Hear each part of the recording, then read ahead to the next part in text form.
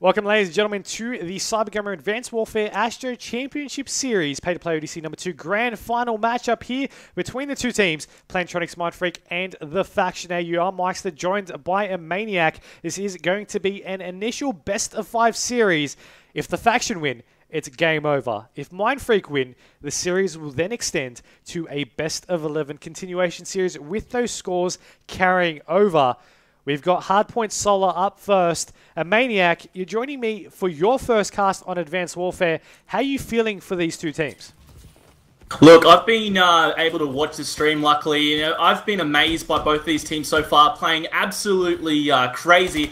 I've been fangirling the hell out of Fighter from Mindfreak. The kid's just been going off. But both teams here in the grand final, playing amazing. Mindfreak obviously are going to be on the back foot, but hey, totally new series. We're going to get straight back into the action.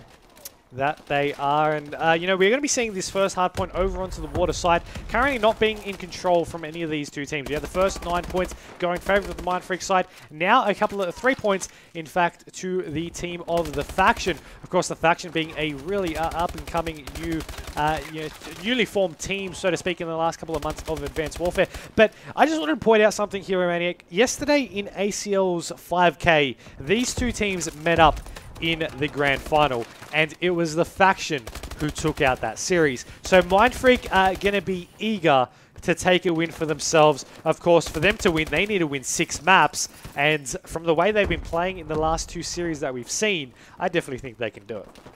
Yeah, well, that's the thing. Mindfreak have always been known as the winningest team in Australia and New Zealand COD, and it might have been a bit of a surprise for them to not take the win yesterday. So, again, another reason why they may have been on the back foot, and they may have been shaken up a bit. And we should really keep in mind here how thirsty for the win these Faction guys are. And as you can see here, Mindfreak, though, have taken the charge early in this game. They're only a couple of minutes in, 39-3, very early days in this high points on Solar. I'm on with Shocks at the moment. He's just picked up the big 2-piece, goes for 3, and he gets dropped. And these guys are still racking up time in the minute. 46-3. Myksta, this is quite intense even in the earliest game. It is, but as you can see by the scoreline, it really just backs up the fact that Mindfreak are an exceptionally strong hardpoint team. They showed it through the last 2 series that we've seen. They're showing it now. They're leading by 50 points in the first 2 minutes of this game. Now, it's about to rotate back over to the back of Factory as the first points on the board from that hardpoint will go in favor of the Faction. Of course, consisting of Verenzen, Beaston, Barney, and Luca. For those who don't know, Beaston being the substitute player there from Blue, whereas Mindfreak are using their core lineup of Dens, Shocks, Fighter, and Buzzer. We have the shots out from Dens as he will get taken down there by the man of Verenzen. Luca will take down a Fighter. Buzzer and Shocks pick up kills there on Luca and Barney, and Verenzen was able to take down the kill there on Dens. But we do have the control just swapping back and forth between Mindfreak and the Faction. Of course, the score 62 points to 23. Now they have 25 seconds to sit on this hard point, try to catch back up in terms of points before it rotates over to the other side of the map, over at the car park. But we'll see if they'll be able to really have free access to do so, or if it will remain contested for the remaining 13. Yeah, that's right. And look, this team of Mindfreak has maintained the lead through all of this. We are seeing the Faction currently in control of the hard point. However, it's going to be changing very soon. I'm on board with Buzzo at the moment. He's picked up the big kill there on Barney, and now he's just chilling on the other side of the map. Now the hard point has, of course, switched over there. So Buzzo playing a nice defensive position as Mindfreak are trying to rack up these early kills. Currently contested at the moment. However, 68-40. So this squad of the Faction have able to come back a bit. Buzzo in a little bit of a gunfight here was able to take down Barney. Now it's him and Fighter holding down this hard point, trying to get the guy going across the midair. Didn't quite see who that was. However, another couple of players coming from the Faction. That's going to be Buzzo picking up the kill again on Beast, and Fighter gets dropped in the background by Luca. Hotly contested over here. 40 points the difference. So Mindfreak double the score. Still fairly early. 6 minutes 20 left on the clock. And we see Beast to pick up the kill on Shocks. Dens returning the favor though for this Mindfreak squad. And look at this. They are still in control of this hard point. Not really too contested at the moment. As I say that, 2 players come around the corner. Buzzin gets dropped. Fighter tries to pick up Barney in return. But now this Faction squad are coming back. Beast and Verenzen are both down. I'm over with Barney at the moment. And he's just trying to get his positioning down pat for his team. Gets the kill that, no, he doesn't. He actually gets dropped by Buzzo. And now the scoreline, as we see, it's only a 30-point game. The Faction are in a position where they quite possibly could come back here, Myksta.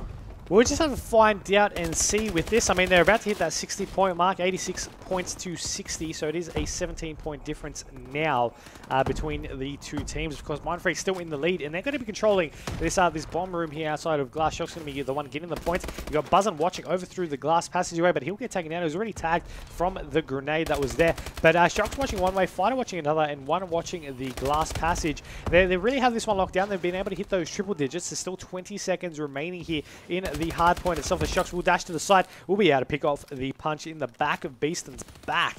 And you will see him try to go for another kill before getting taken down. But there's 10 seconds left. Not really enough time to really make a reasonable decision to go ahead and push this hard point, because it really is a waste of time and effort from these guys. And we do have actually a player spawning in from the joining in and spectating the game. That is not ideal. Not ideal at all. Hopefully they'll get the hell out of Dodge. I just wanted to point out that on that last hard point, Mindfreak gained a hell of a lot of points. They've opened up the gap here. As you can see here, it's now a 70-point plus game here. It's actually quite amazing. As we see, there's a little bit of crazy stuff going on in the game at the moment. But yeah, that last hard point, Mindfreak really exploded. Yeah, you know, with the players joining you, of course, they have no other choice but to end the game there. But it is really a annoying thing if you are a player. Just enjoy the game on the stream. Don't join in progress and ruin the fun and the actual overall integrity of the competition there by joining into the game. And it's not a cool thing to do, but hopefully we'll be able to get that resumed shortly. But you know, at the end of the day, that has been done. So we'll take a short break while we get this this issue sorted, and we'll be back soon with this hardpoint on Solar. Welcome back, ladies and gentlemen, to the CyberGamer Advanced Warfare ASTRO Championship Series Grand Final matchup here in the Pay-to-Play ODC number 2. I'm Myksta, joined by Inmaniac. It's Plantronics.Mindfreak taking on the Faction AU. Of course, we did have I'm just going to use it as a fanboy term, and that joined the game and it really disrupted the competition. So we had to sort that out. Basically, from the lead that the Mindfreak team did have before the player joined in, we've decided to allocate a 50-point lead to the team Plantronics.Mindfreak. So they need 200 points to get themselves a victory in this map. The Faction need a 250 as per normal. So Mindfreak 200, the Faction 250, and we're of course going back into this game off the middle hard point, off the straight back of the, in the map here. We do have being contested from both sides. Beaston, the last man standing here on the hard point, not for too much longer as Dens gets the kill, taking out Beaston.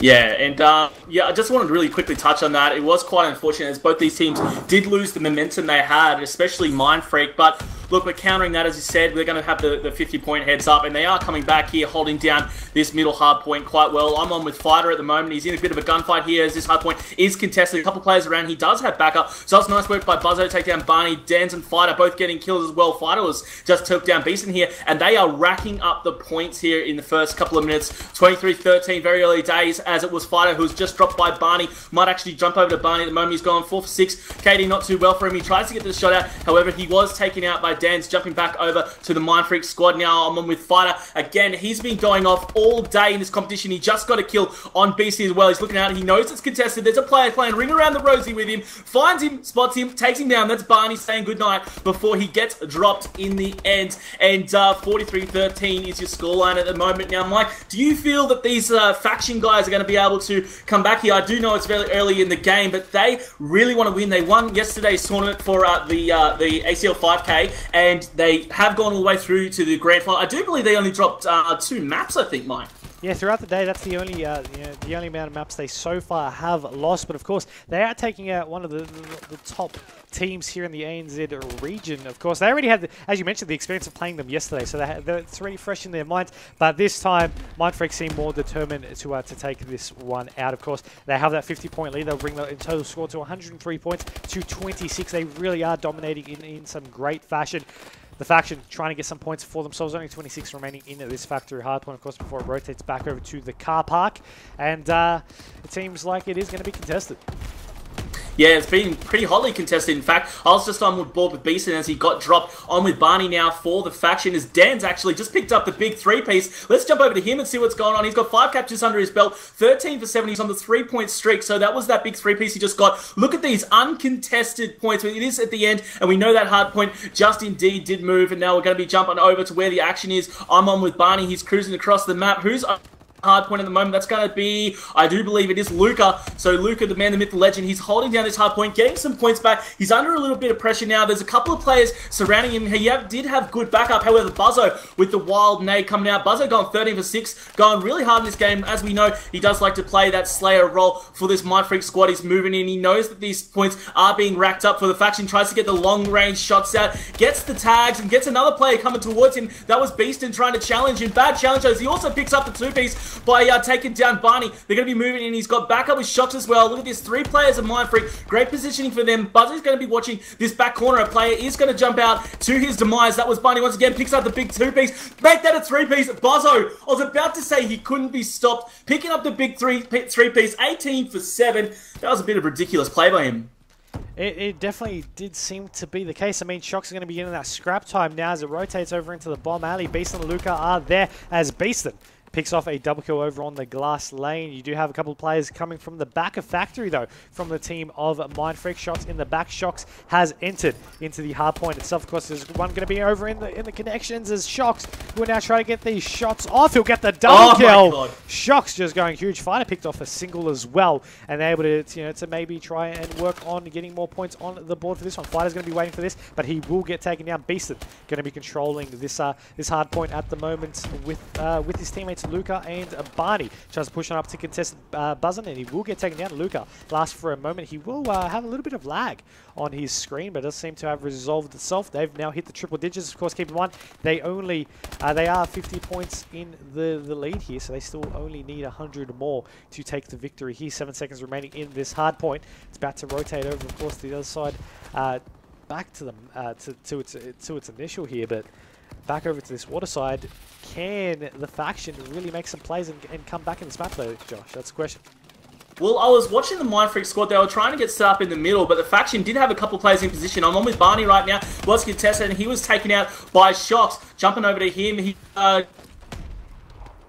this hard point, the points are being racked up. 123 to 72. You got to remember they do have that 50-point gap lead, extra lead, I should say, from the previous game, which we unfortunately had to quit out of. Shocks with the rough shots there. He tried to get the turn, but he was taken down. I'm on with Buzzo at the moment. Gets some huge shots out. Gets the assist as well as Fighter takes down Varenzen. Buzzo is going off this game. 25 for 11. 21 kills to Shocks, who's just taken down as well. I'm still watching Buzzo getting these long-range shots out. Nice assist work. Look, this is a great team player here. Holding down the middle, and just look at the mini-map here. No one from the factions in position here. These are just free points going to Mindfreak, and I'm still with Buzzo as he's going to be moving out, getting in position for this rotation when it's going to be coming up. But look, all of the team of the faction now in that top side of the map. I'm just checking them out now. I'm over with Barney. He's in a good position here for his team as well. He's going to be pushing out a bit, trying to get them as they're coming across from the middle of the map. Might be a bit of action for Beaston though, and indeed it was, as he was taken down by Fighter.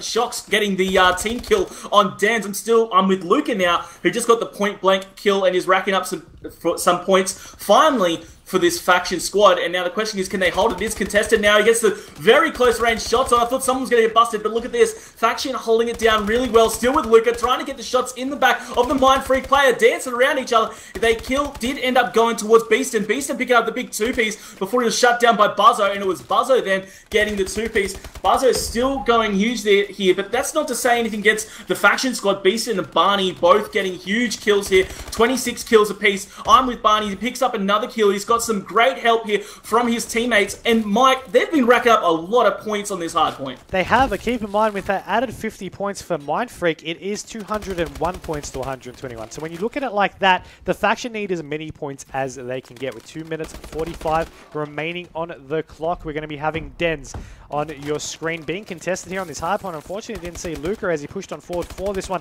as Shocks will be able to get the assist there. Fighter picking off the kill there on him.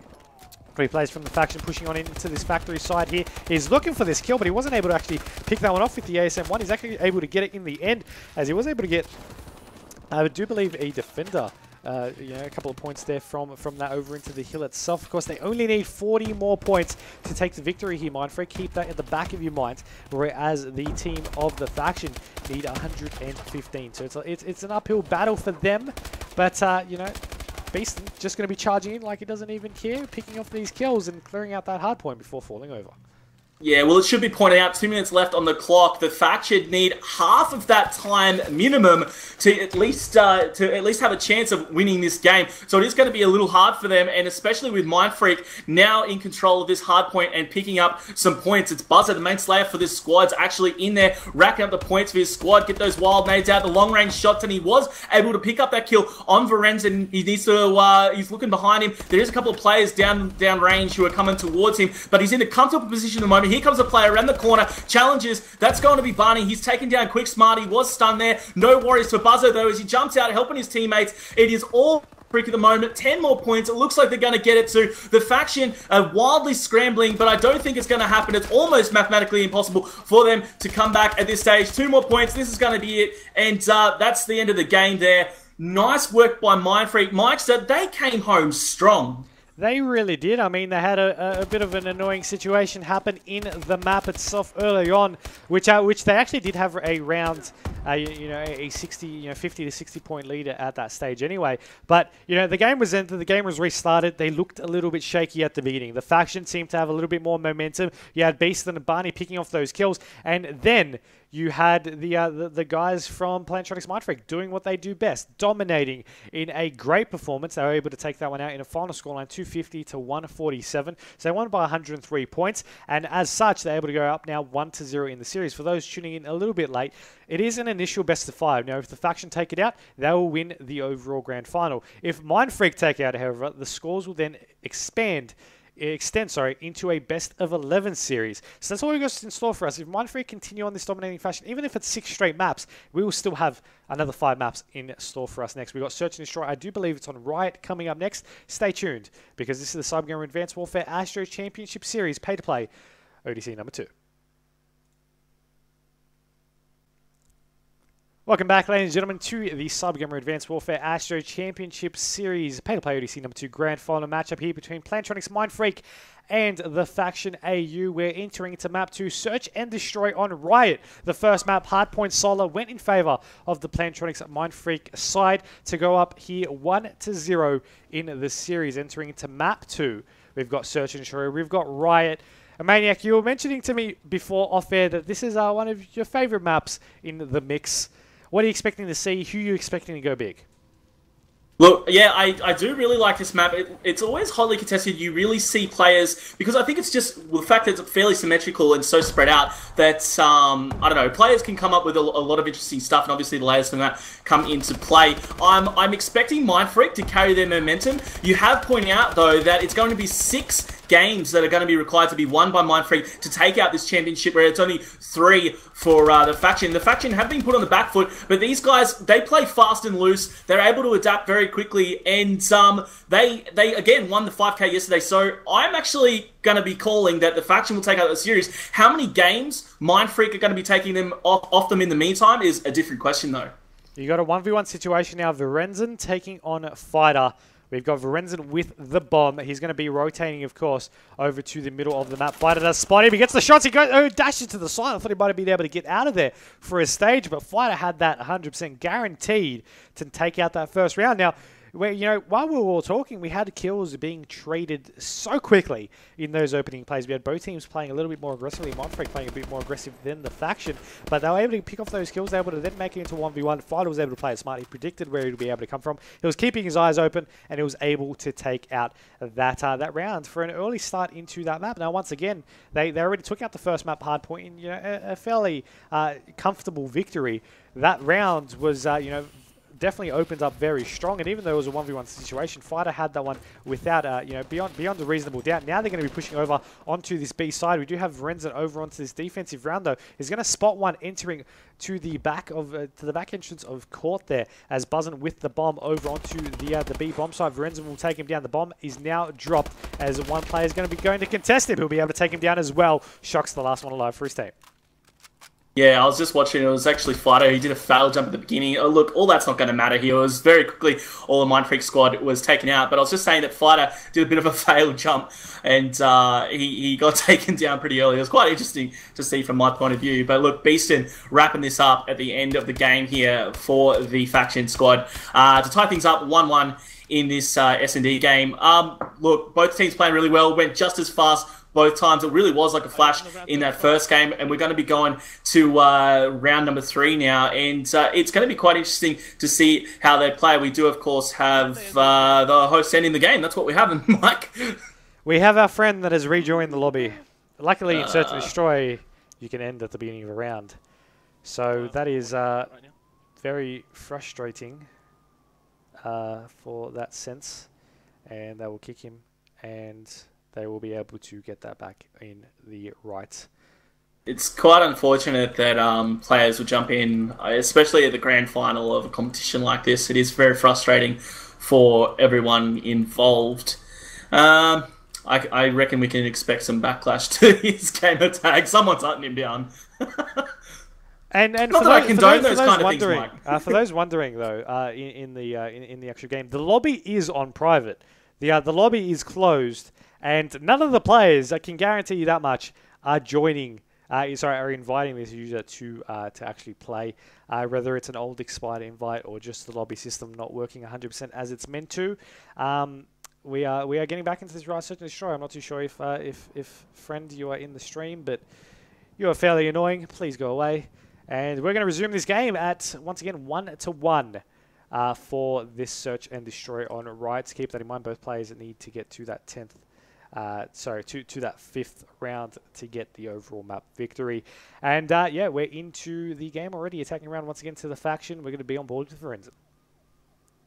Yeah, Lorenzen, he's going to be picking up the bomb for this squad, and as you have said, it is going to be 1-1, of course, Lorenzen getting those long-range nades out. They look to be making a move on A here. We do have Beaston, who's going to be jumping up high, trying to play that defensive position up there, and we're seeing on the mini-map the players of Mindfreak rotating around. That's going to be Fighter leading the charge here, looking down towards a rubble, gets the one player. That was just too easy for him. Might pick up the double. He does indeed. Not the great positioning from these Faction guys. Shock's been able to pick up the very easy double, and now he's just going to be biding his time up here. I'm going to check out what these last 2 remaining players are doing for the Faction, Luca and Beeson, the only ones alive, whereas all players are up for Mindfreak. I'm on with Luca at the moment as he's rotating around, trying to get the flank on these players. He's going to see one player just behind him, and he tries to get the wild shots out, does get the kill. However, Shocks is going to promptly respond. It is now all up to Beeson. Mike, a lot of pressure on him, and he is indeed taking a few shots at the moment.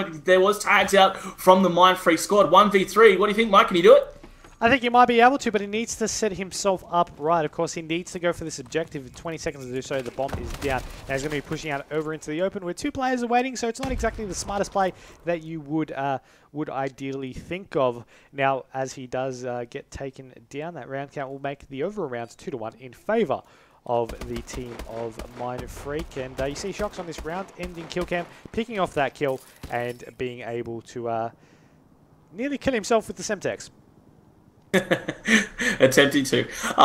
Yeah, it wasn't the best play there at the end. I suppose when you see there's only 20 seconds left on the clock and you've got to make a play, I suppose funny things go running through your mind. I'm going to be on with Fighter at the beginning of this match. We do see Mind with the bomb in hand. They're going to be trying to make a move. It can go either way at the moment. They're just assessing the situation, probably making a move towards Hay by the looks of it. Fighter checking towards the middle of the map. He might be jumping up high. Up high here. There was a player just around the corner, and he's going to be moving away. That was Barney. I might actually jump on the Barney. There's going to be a player right behind him. Is he going to spot him? He's just inside that building, back towards where the rubble is. We're going to be seeing it's Fighter, who's still jumping around up high. Spots the player, gets the tags on. The player jumps back out. And the game, I think, yeah, they actually got all taken out there. I wasn't even watching that. They got eliminated very quick.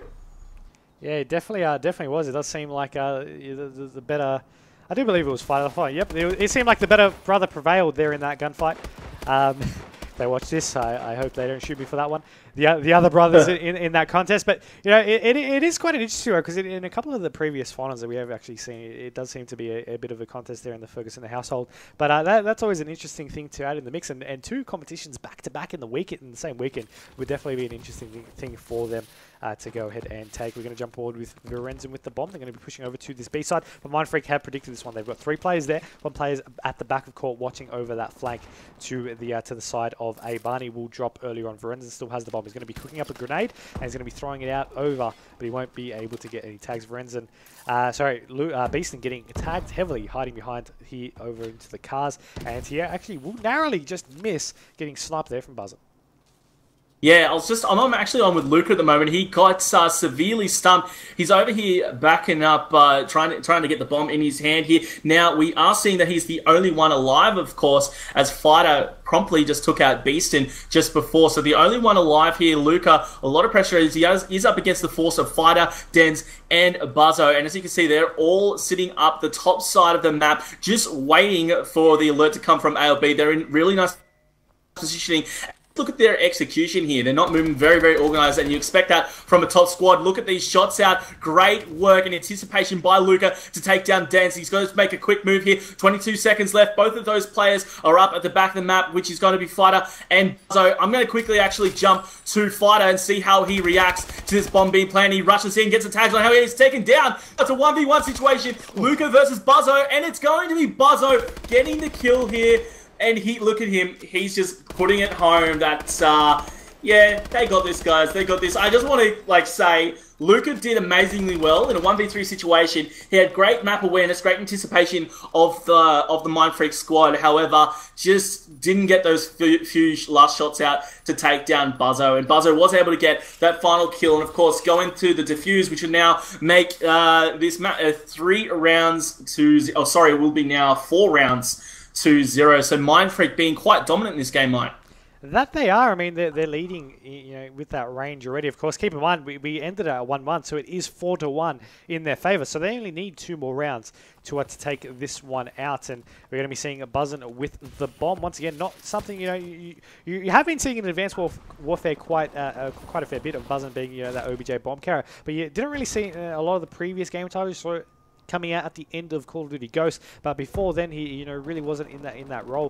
Fighter and Shocks taking out 2 kills earlier on, as well as Luca and Beeson, now the last ones alive for themselves. Luca is going to be watching that B side. Beeson is going to be trying to loop around over onto this A bomb. Will he be there on time? Doesn't seem like they're going to be going for the bomb plant just yet, Mindfreak, as Luca does spot one over onto his B side. They have looped around, and the bomb has started its plant on this B bomb. Yeah, and of course, Barney and Virenzen were both dropped early, so it's up to Luca and Beaston to make a move on this. They know where it is now. I'm going to be quickly jumping over to Luca. There's shots rain out. He's on his own now and make that. He's not even there either. So now it's going to be Mindfreak in the lead, 5-1.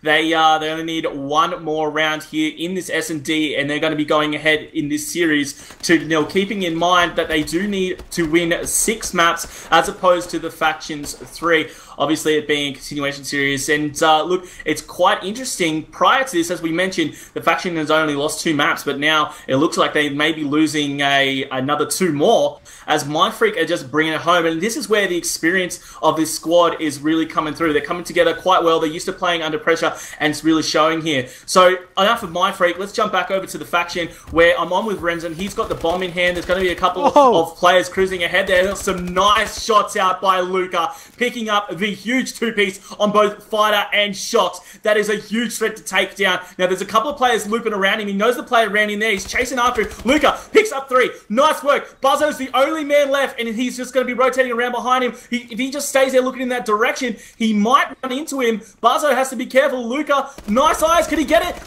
Oh, he got the tags on, and he does pick up the final kill there. Luca able to take the team down. That was some amazing work by the little guy. Luca is just putting his team in the backpack at the moment. I mean, you're going to see this round in the kill game. He spots him, he gets a couple of shots in, he dashes upwards as he then goes behind one of the objects there to have a little bit of cover. So he wasn't, from the shoulders up, really. And you did see a sniper shot going off in the background. But Inmaniac, let me direct you to the scoreboard. He's on 9 kills to 4. His teammates are on triple donuts right now. The faction is Luke and Luke alone at this stage in the map. Once again, they are on map point, Mindfreak. They need 1 more map to take this one out. They're pushing forward to B. Barney would take down his first kill, make that his first 2 kills, taking down Fighter and Shocks. Buzzin and Dens left up. Buzzin with the bomb. Barney will fall And we'll see. Mindfreak can Dance pick up this kill. Yes, he can. They're going to be pushing forward now. Getting shot in the back, though. That's another double kill. And will we see that and being another kill for someone else on the team of the faction that didn't have a kill? We're about to find out.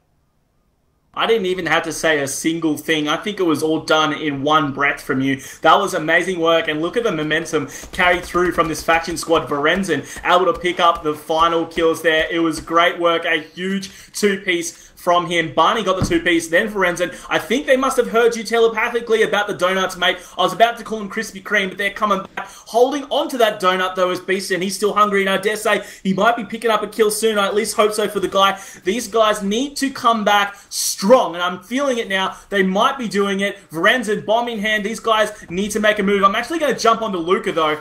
He's been going off, as we know. He picked up that huge team down, just before in the one of the previous rounds. He's going 9 for 4 at the moment, and he's got his eyes targeted towards the center of the map. I don't know if that's where you're going to be looking, though. It should be back further, as Barney just picked up the big kill on Dance. 4v3 situation. He's chilling back there. Let's go have a look towards the top of the map, where there's going to be a battle here pretty soon. Buzzo's looking around. There is a player on top of him. Is he going to spot the player? Spots the one across the map. That's Luca getting dropped. Pick up the two-piece. Nice work to spot him. That was Varenzen being dropped as well. It's all up to Beastin now, and he was dropped just like that. Buzzo picking up the three-piece, and that's actually going to be the end of what was turning into be a very exciting map, Myksta. It definitely was, and I mean, with that lead, Mindfreak are now up in the series 2-0. We have next map coming up, Capture the Flag on Biolab, and regardless if they win or lose these maps, we've got 2 more maps, or at least 2 more maps coming on after that, being the Uplink on Comeback and the Search and Destroy on Recovery. Hopefully they'll know to end the game, of course, because the game was ended just then, and there you go, there it is. But that is going to be the map, of course. That is going to be the overall lead now, 2-0, as I mentioned. So the third map's going to be coming up next. It's going to be Capture the Flag, and if Mindfreak win, it will extend the series to a best of 11. If the faction continue they can still come back and end this in a best of 5, but they need to win all 3 maps from this point onward. Of course, if they do lose and Mindfreak does extend the series, then they will be down by 3 maps to 0, and then they will need 6 maps to catch back up. So it's going to be a make or break moment for them coming up next on Capture the Flag at Biolab. Stay tuned. This is the CyberGamer Advanced Warfare ASTRO Championship Series. This is the grand final, and this is Plantronics.Mindfreak versus the faction.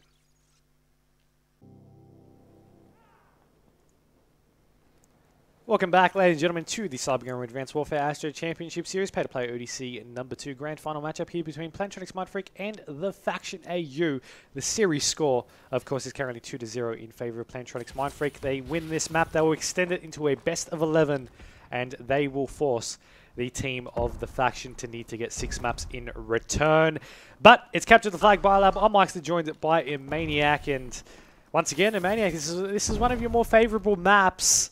Who are you tipping to take this one out? Look, I reckon it's still going to be very, very hotly contested, because you have Mindfreak. They're on the 2-game momentum at the moment. They've done really, really well. I should point out I'm on Shots' screen at the moment, as he just took down Beastin trying to get the 2 pieces around the corner. But as I was saying, Mindfreak on the big swing here, getting those 2 previous games, and they're starting off strong here. However, the faction did go through the entire way through the winners bracket to get to the grand final. They took out the 5K yesterday. They have the talent there. We saw earlier all players playing really well, but Luca especially going off by putting his team in the backpack a little earlier. It really could go either way here, Mike. I really don't know. I actually think I saw Varenzen might have been AFK. I'll confirm that in just a second. He wasn't moving when I switched to him, and yes, he did just time out. So we're going to be seeing another end to a game here, unfortunately. So we'll just see what they're doing. But yeah, I really think it could go either way, Mike. It's pretty much as simple as it is. Yeah, the game actually won't be ended until our intermission, which is at the half-time period of the map. So they still need to play 3v4 and try and get him back in at that 3.5-minute period. Once that has expired, which of course is a great advantage to the team of Mindfreak, because they're now playing 4v3. They can get a couple of flag runs and try and get that a little bit of a lead before we have to end at that halftime break. So they're going to try and put that to their advantage. Fighter's of course going to be picking up this flag. It's going to be escorted there by Buzzer. He's going to be climbing up to the green catwalk there before getting taken down. Now, unfortunately, Varenzen still hasn't rejoined us, but it's not going to stop his teammates from being aggressive. Luca going to be picking up the flag. Buzzer picking up the other side. Of course, he's going to be over on green, looking into red. Luca is going to be be on the top of purple. So they're going to be looking, they're going to be getting contested here. Luca going to be trying to back out of there, but he will get taken down. Buzzard will try to hold this flag, but he will get taken down. Fighter will pick this one up off the respawn. Of course, both flags had resulted in going back to their bases, but it is going to be a 1-0 scoreline. Of course, Buzzard, I do believe, was the one to get that capture, so that's why, of course, it did go back over to where Fighter picked it up. But with that 1-0 scoreline, that 1-0 lead, Fighter's trying to run it in for a second one, and he's actually not contested, but he's hesitating a little. Yeah, well, obviously, with that information in mind, I dare say it's going to be another Mindfreak victory. Who knows, though? You could see a crazy comeback from the faction, but given how evenly matched these teams are, I don't think that's what we're going to see, in which case, of course, if they do take out this map, we're going to be going to making it a best of 11, so it's then going to be 6 maps required for the faction, and with these constant issues with their 4th player, Varenzen, I just don't know if they're going to be able to do it. So this is where I think just consistency is coming into play here, and as we see, 2-0 is now your score with 2 minutes left of this round. Fighter's got the flag, and he did just pick up the kill on Beast. It makes it, I was about to say 2-piece. He got the early kills on the, the early tags on, but he was just turned on, and Barney was able to pick up the 2-piece, and Luca also got a kill as well. In fact, Luke is running the flag here. Barney was helping him. Barney just got taken down, though. Let's have a look here. Luca able to run through this flag, potentially. He's boosted in there, and he's getting shut down. Just a meter from the flag. That was it was actually Dan's able to take down that kill. Shocks, he's getting some kills in the background as well. So that flag unfortunately didn't go in. Buzzo just hanging around at the base here. He's got shots out, gets the tags out, and in fact does clean up Beast in here. 2-0, still your score with just over a minute left. It's looking pretty easy for Mindfreak at this stage. It is, but you got to keep in mind there's still 1 minute and 10 for them to really hold out in. And with the current scoreline, with being capture the flag biolab, a 2-0 flag lead isn't really all that much for having played 4v3. It doesn't really seem like the team of Mindfreak have really committed too much to an aggressive stance, but Buzzin was able to take down one. He's going to have one more, and can he get the kill? Yes, he can. This should be an easy capture. There's no one there to contest. One's actually going to spawn over on the 5 going into ice, but he'll get taken down as well there by one of the players from the Mindfreak team. That was a team down, and that's going to now make it 3-0 straight away. Off the relay will be Shocks as he picks it up, tries to go into purple. Denz will now pick this one up, and he will now progress through, of course, after picking up a double kill for himself. He's going to go out into snow, go over to stairs, and get an easy capture. And this is what I'm talking about. I mean, from 2-0, it became 4-0 in a period of 30 seconds, and that's the advantage that the Mindfreak have as a 4v3. I find it quite interesting. You pointed out just as I was thinking it, when I was saying 2-0, I was like, oh, it really should be more. And it looks like they might have been just trolling a little bit as they got those 2 points really quick, smart. 10 minutes left in this half. No flags moving at the moment. Just a bit of slang going out. Barney actually picked up a couple of nice kills there. And surprisingly, if you look at the KDs, they're not as bad as I thought, considering they are a man down. So 4-0 is going to be the score at halftime. They're going to see if they can get their 4th player in, Varenzen, as you did say, Mike, and hopefully we'll get a bit more of a competitive game going in the second half. Again, quite interesting that they've only got that 4-point lead. Probably expected a little bit more.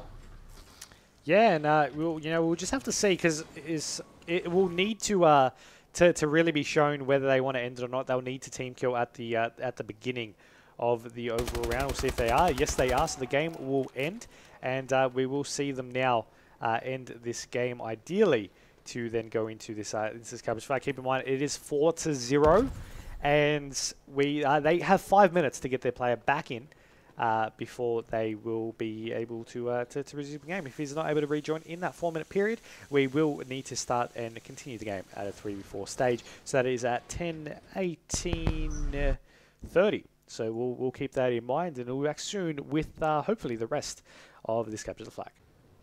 Alrighty, welcome back, ladies and gentlemen, to map number 3 here in the Grand Final Series in the CyberGamer Advanced Warfare ASTRO Championship Series, Pay-to-Play ODC number 2. This Grand Final matchup is between Plantronics.Mindfreak and the Faction AU. The current series scoreline is 2-0 to Plantronics.Mindfreak. One more map will extend the series to a best of 11 in their favour. But this captured flag is the second half. For those a little bit confused, we did have to end due to Varenzen timing out of the game. And he will now be on your screens right here, returning his flag. Keep in mind the halftime score was ended at 4-0. And yeah, there we have right now the faction side just picking off kills early off the break, determined to come back in this map. Yeah, well, it was quite unfortunate how we've been having these issues with Verenzen. It's unfortunate he keeps getting timed out. But look, they are coming back with a vengeance, showing that they still have some force and hopefully going to build some momentum. And I really do think that they need this, Mike. They really need to get that force and momentum back behind them early after all these issues. And they really need to catch Mindfreak off guard, who have been enjoying basically the spoils of these guys not being able to connect. So they do have that early lead. So we do see the first half did go to Mindfreak. They got that in that 4-0 fashion. I'm with Dens at the moment, as he was just shut down by Luca, who was quickly taken down in response by Fighter. Fighter now actually has the flag in hand as well. He's got a player hot on his heels. Let's see if he can run this through there. There's no one in front of him. He needs to get a bit lower, though, because I think that player... Oh, there he goes, diving in. Nice little cap there. So it is an early score, 1-0 to the Mindfreak squad. That was Fighter able to get it in the back. Shocks taking down Luca. Den take down Verenzen. I'm still with Fighter as he's getting some shots out for his team. You can see on the minimap, this squad of the faction are pushing very hard on the map, on the... The thing there by Fighter was Barney able to pick up the kill there, going 3 for 5 at the moment. Verenzen, I'm over with him, who has been having all of these issues. He's over looking towards the flag. Couple of players in the building just in front of him. These nades coming out. Spots 2 players, didn't know who to go for, and he was shut down by by Dens. That he was. Den's now going to be looking to pick off the kill, once again making it a double kill, taking down Luca and returning the flag from its original spawn, just a couple of meters away. Either way, Barney tried to go for a pickup. He will get taken down, once again, only meters away from the actual flag point itself. Now, there is 2 minutes 35 on the clock. The score is 5-0 in favor of Mindfreak. I think after that timeout that did happen, unfortunately, this match, even though with 2.5 minutes left, is basically... basically written over for this one. But that being said, it is mathematically possible to get 5 flag captures and tie up the series. But from the way both these teams are playing, it just doesn't seem likely at this stage. Yeah, I don't think it's going to happen. There's just not enough time on the board. Barney had the flag. It was just taken down, and there's another point on the board for Mindfreak. Look, I'm quite certain it's not going to be happening, which is unfortunate for this faction squad. Very fortunate, though, for the Mindfreak squad, who are now going to be going up at the end of this game. 3-0 in the series, which will now turn into a best of 11, so they need 3 more to take out the grand final, whereas the faction would need 6. However, let's finish off this game. I'm on with Buzzo at the moment of Mindfreak. There's a player that was, but Buzzo and Dens did both just get kills. Dens took down Verenzen just before. Shocks also getting a kill as well. Shocks going 9 for 4, trying to get the long range kills out. Bullets out. Luca able to finish him off though. So before he was properly taken down by Fighter. I'm with Fighter at the moment. He's currently in biolab and looking down the tunnel. No one's going to be down there though. We're seeing some action in the background as Verenzen picks up a kill before Dens promptly responds. Dens going 13 for 9 in the only player double digits across both scoreboards, and he had some pre-shots out at the beginning of that, but he was probably taken down. Fighter getting some revenge for him though, and he does have the flag in hand, and he's going to be dive bombing it in. 4-0. This is a whitewash, even with Verenzen back in the game line. Yeah, I mean, that's exactly right. With Fighter, I was actually just sticking on board with Fighter. With Fighter being able to get these caps in, Shocks was able to get down 1. We had previously in the first half as well, the scoreline, they've basically doubled it now. It is 8 caps to 0, and that is a dominating capture the flag. I mean, regardless if it was, take away the first half, that was 4v3. You have still a 4-0 scoreline in this 5-minute period, and once again, following the respawns, it's a comfortable it's a very comfortable victory. I just find it interesting that they've got the same scoreline 4v4 as they do 4v3. I think it just shows the domination of this Mindfreak squad, and maybe, they're really trying to make a point here that they are the dominating team, forcing this series back out to a best of 11, and they do seem to be playing as the stronger squad here. Again, it has been unfortunate, the issues by the faction squad, but hey, it was a fair match here in this would be technically second half. It was a fair fight, and Mindfreak just outclassed them, Mike.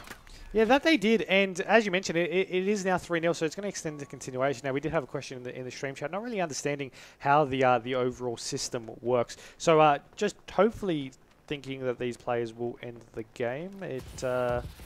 generally does help. But yeah, there we go. Okay, the game will be ended. So, you know, we'll swap back over to us. And basically the way it works is that the faction were the winners bracket team in this pay-to-play ODC number 2. So they were the team that hasn't dropped into the losers bracket. Mindfreak got knocked out earlier on in round 3 from Avant. So because these teams haven't met, it's not going to start off as a best of 11 series because they haven't played. It's going to just initially start off with a best of 5. Because the faction didn't win, Mindfreak have now knocked the faction into the losers bracket, so to speak. So now because they've played, it extends into a best of 11 series with those scores carrying over. So Mindfreak are now in the lead 3-0 in a best of 11.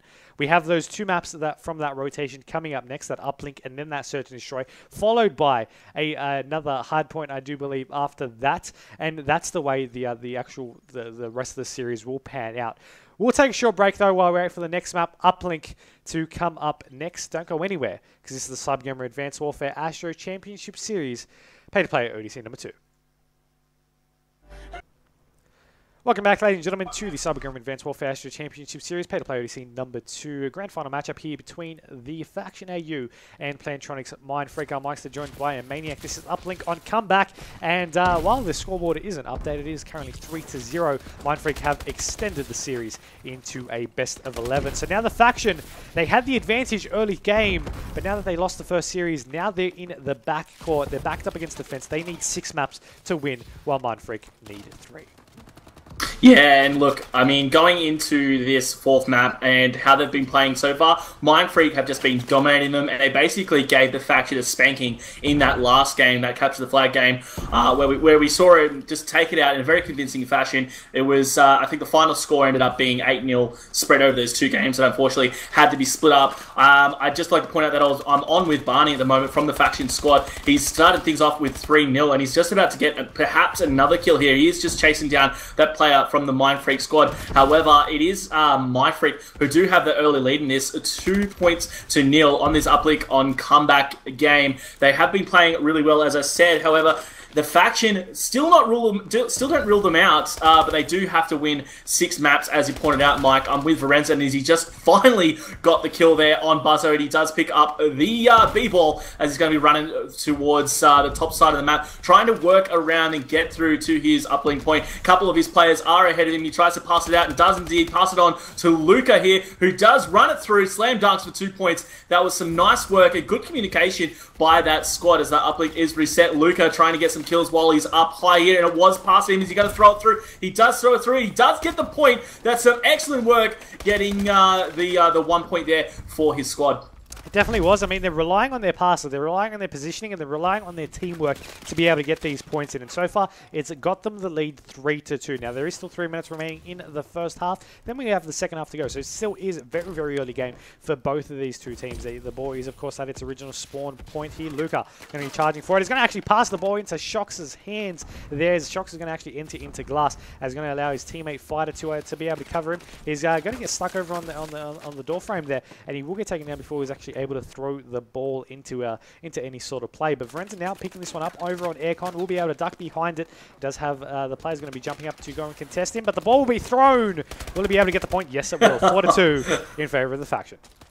That was really nice work by Varenza. I totally thought he was going to be taken out there, but he was able to get the point before he did. Able to get another point on the board, so that's 4-2, the way of the faction at the moment. And I am on with Varenza, as he unfortunately didn't get those kills. It was Fighter able to take him out. I'm over with Barney. He's got the ball in hand at the moment. He throws it out, and he was just taken out. I'm now with, who am I on with? We're going to be with Varenza still, as he's now got the ball in hand, chucks it out so he can get another point on the board, and indeed he does. It's now 5-2 for the way the faction. He was able to get that kill. However, Shox promptly took him out, and look at the back positioning by these guys. The faction have this down pat. 5-2, that ball didn't go through that time. Finally, a miss for this squad. Just under 2 minutes left, and Mike, they're proving that they're still in this. They have, and I mean, from the Mindfreak team, they're down by 3, 1 minute 40 left on the clock. But you know, I noticed earlier when Shox had a throw over on yellow, he threw it, he was confident in his shot, and it just bounced out, and wasn't able to do it. Now they're going to be going for another one. It's going to once again just fall short. Fighter just looking for someone to really take on it. He's going to be able to take down Varenza. He's now going to push on forward. There is a player there. He's going to pick it up and try to go for the jump up, but he will get taken down. The ball still in anyone's hands right here. The armor from Barney will allow him to actually throw the ball out of play. So now the ball will respawn back over on the connections. Verenza will be now going to contest this one, but Fighter will pick up the ball. Going into power right here. He will drop as Fighter going all the way back over to the glass side. Aircon is going to be now being contested. Was lining up a throw, but did get taken down. 60 seconds remaining in the half. 5 points to 2. Still is the current map scoreline. Mindfreak needing to get some points. They just haven't been able to have any opportunities. Not really knowing exactly what to do with the ball in this map, it seems, which is quite a surprise considering what we saw in the last series on the same map. Yeah, I just want to point out, I'm on with Verenza at the moment. He's on a 3-point streak, ball in hand. As we did that, though, he just got taken out. Just wanted to point out his KD, 16 kills to 10, leading the charge for his team with that KD and also 2 uplinks to his name. Now with Buzzo, who just threw the ball out. The point's still sitting on 5-2. Less than 30 seconds left. Now make that 5-4, as it was just dunked there. So they are coming back. 20 seconds, still possible. Buzzo's going to try and do something about it. However, he was just shut down. Dan's able to get the kill back on Verenza, and Beast to taking out Dens as well. I'm going to be checking out Luca, who's got the ball in hand. There's a player right in front of him. He's going to try and dodge him. Jumps down to the ground here. He needs to hope and pray that there's no one in the middle, which there isn't. Watch to his flank, though. He throws it through, and I don't think it got in. 5-4 City scoreline last second, and that's where it's going to end up there. At this stage of the game, 5-4, that was impressive. At the half, 1 point the difference. Mindfreak came back with a lot of strong gameplay there at the end. They brought their team together. I think the faction might have got just a little bit complacent with that lead. They were playing really the last 30 seconds where it counted to be able to get those extra 2 points on the board, and they are going to come in handy in this second half. It definitely is. I mean, but at the half end, only being 1 point the difference isn't really a bad outcome for the team of Mindfreak, who were down by a couple more, in the last minute or so of that half. Now, of course, starting off into this, we're going to jump forward with a couple of players pushing forward into glass. That is going to be Shocks, who is going to be looking to take down one. Now, it did get spotted by one of the players, I do believe. The player's not going to actually go for the contest, but Shocks is. He sees one on top of blue. He's actually going to get taken down there by Luke as we swap over to him, pushing on into the glass building itself. The ball's still in the connections alley here. No one really wanted to pick it up just yet. Barney, as I say that, will pick it up going into the yellow rooftop. He'll get taken and down the ball into the spawn of the Mindfreak team, and aggressively pushing is the faction, knowing that they only have a 1 point lead. They want to make us some more points. Yeah, of course, they really need to get these points on the board. We're with Buzzo at the moment from Mindfreak. He's just picked up the ball. His team is 1 point down. He knows that. Barney picking up the big double kill there before he was just shut down. And I'm on with Renzen now, who did have a great start to this game. He's going to be backing up his player with the ball, trying to get those long shots out. However, he wasn't able to jump up high enough. Did get the assist, so that player was dropped. And look at this, more points on the board. It was dunked. 7-4 is now the score, and they're going to be running straight through. Look at that. The ball was actually snatched right out from the faction player. And look at this. I'm still with Verenza. He gets up the big kill here. Tries to follow it up, and he does. Gets the 2-piece on Dens and Shocks, enabling his player Luca. Look at this. Verenza gets the 3-piece as well for Luca to get away with the ball, and he's going to be going through for a dunk. That was some excellent work by that squad. Luca did get the points, but that was all Verenzen just then. 21 for 13 is his KD. He was coming up huge for the faction. He was just dropped, though, unfortunately, by Buzzo. 9 points to 4, and it looks like this game is coming up the faction, and you know what? Good on them after being plagued by these issues. The series score, as we know, 3-0 in the best of 11. I'm on with Luca. He's got the ball in hand as well. The faction going for the long distance shot. Isn't able to get through. No, misses the mark. However, Beast able to pick it up before he was promptly dropped. Barney getting some swift revenge, though, and he's going to dunk it as well to make the scoreline 11-4. Myksta, what the hell is in the faction? I think they've just taken their roids. I really think they have, and I mean, I wasn't even able to swap players at the end of that because everyone was just dying. It just got me stuck onto one of the graves there, and it wouldn't let me swap players. So I was just seeing dead bodies just piling up on top of the other. But as you mentioned, I mean, the scoreline is just piling up right now. 13-4, and 2.5 minutes remaining here in this game so far. 13-4 once again. On board with Barney as he's rotating around the corner. He will get taken down. We got Dens now on your screens, looking to take a kill over on blue. Will take down one. There's a second player there, runs into another, and he will get taken down. Now the ball is in the hands of Shocks. He's trying to get a point here, and he'll be going for it. He'll finally be able to put some points on the board for the Mindfreak squad, making it 13-6. 13-6 and 2 minutes left on the board. Still technically possible for them to come back. I'm still with shocked for the Mindfreak squad. He was able to get those points through and then also get the kill there. Fighter actually picking up the big two-piece on Luca and Barney before being shut down by Varenza. Ball in the hands of Shocks, and he was shut down just before the net. And we're going to be seeing Dens picking up the three-piece for Dens. Make that 4. Team down for Dens. That was some amazing work by the Mindfreak player. However, ball is going to be the hands of the faction. It's in Barney's hands. He's gone for the long shot, and if he can get that in, Colin Kobe. I think he missed, though. 13-6 is still the score. Make that 15-6 as more points go on the board for this faction squad. Mindfreak are left scrambling with 1:30 left on the clock. It is just coming up. All the faction. Barney also getting the kill. Vrenzen as well. And make that Beaston. All of this faction squad are getting shots on all over the place. Beaston turning it into a two-piece. 15-6 and he gets another kill. Make that 3 for him now. He's got a 3-point streak. Gets the big two-piece again to take down Dens. Excellent work by... Oh my god. Beaston is just going off. I'm getting a little aroused right now as he's going really, really well for this faction squad and enables Luca to get in there for another 2 points and make the scoreline 17-6. I'm telling you, Mike, the faction is really bringing the pain. They really are, and we did have already Buzzin having left the game there. I'm not too sure if intentional or a timeout. Regardless, it is it's going to be swapping host regardless anyway. 37 seconds still remaining in this uplink on comeback. We have the scoreline 17-6. Of course, mathematically impossible to catch back up. So finally, the faction, finally putting a map on the board. Yeah, this is the kind of gameplay we need them from the last game, though, Mike. They really needed to try and stop this best of 11 series, because obviously it puts them at a severe disadvantage. But as you can see, 20-6. What a dominating performance from this faction squad.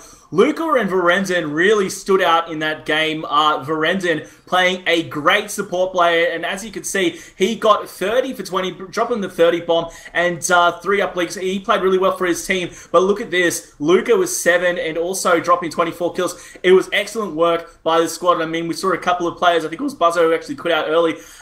Look, I don't blame him because that was really a flogging. It might have been a little bit more of a one-sided victory for them, but it is great to see the faction showing some fighting spirit left. We do have a search and destroy coming up next for map number 5, though. Stay tuned. That's coming up next. Welcome back, ladies and gentlemen, to the CyberGamer Advanced Warfare Astro Championship Series Pay-to-Play ODC number 2 Grand Final here between Plantronics.Mindfreak and the Faction AU. We're loading up into map number 5, the Search and Destroy on Recovery. I'm Myksta, joined by Inmaniac, and so far the series score is 3-1 in favour of Mindfreak. Of course, the initial best of 5 was won 3-0 by Mindfreak, extending it into a best of 11, where then the Faction were able to take out the Uplink. Now, is that a start for a comeback from the faction? I mean, they did win the map called the comeback. Well, they won it very convincingly. As I said, it was quite the spanking coming from the faction. However, we saw earlier in this series, it was Mindfreak who actually played the S&D very, very well and took that out a very convincing faction. So I don't really know. I'm really hoping that the faction can carry some momentum here. Luca, however, did get dropped early. Fighter able to pick up that kill, and he also does have the bomb in hand. They're moving towards this A. However, he was almost taken out by a nade, and obviously there was tags out, so they'd know where he roughly is. But as I was saying, I don't know. I've been saying this all night. It could go either way, but I'm just hoping that there's a bit... Look at this. I need to be quiet here. His fighter is just working some magic here. It's quite a symphony with that weapon he's got there, as he's now only got to face Barney. It is a 2v1 situation. Make that 2v none, as we're going to see the faction dropped early. And as I did say at the beginning of this little monologue, that Mindfreak have been playing their S&Ds really well, and I think just consistently as a squad, Mike, they just play S&Ds really, really strong anyway. They really seem to be just be going up and above, especially in the last couple of series that we've been seeing today. And that's one of the questions I asked when they dropped the series against Avant. They lost 3-1. I was really curious to see which map they dropped in comparison to the map they won, to see really what went wrong in that series. But ever since they went into the losers bracket, they have not been really dropping anything substantial since. And it does seem like one of the players potentially there's some team kills happening. Has timed out for this game to end, or is in the process of timing out. Of course, hopefully they will be able to get that going strong, because they you know, can only end the game if a timeout has occurred or is in the process of occurring. You can't do it just because of the sake of any communications dropping out. But we'll see what the process is for this one, and hopefully not being too long, I guess, would be the best way to say it, because of this issue. So we'll sort it out. We'll be back in hopefully a minute or two. Welcome back, ladies and gentlemen, to the CGAWACS Grand Final matchup here for the pay-to-play ODC number 2. Currently, series score 3-1 in favour of the Plantronics.Mindfreak squad. Unfortunately, we did have a little bit of an issue last round. One of the players actually disconnected from a call or whatever they were using as their communications, and they were under the impression they could end it. Unfortunately, you can only end the game under a timeout situation, so the round was forfeited. So the current map scoreline is 2-0 in favour of Plantronics.Mindfreak. We already have a couple of kills off early though from the faction. Dan's the last one alive. He's in a 1v4, make that a 1v3, and just like that, he was taken down. The faction put one round on the board, 2-1.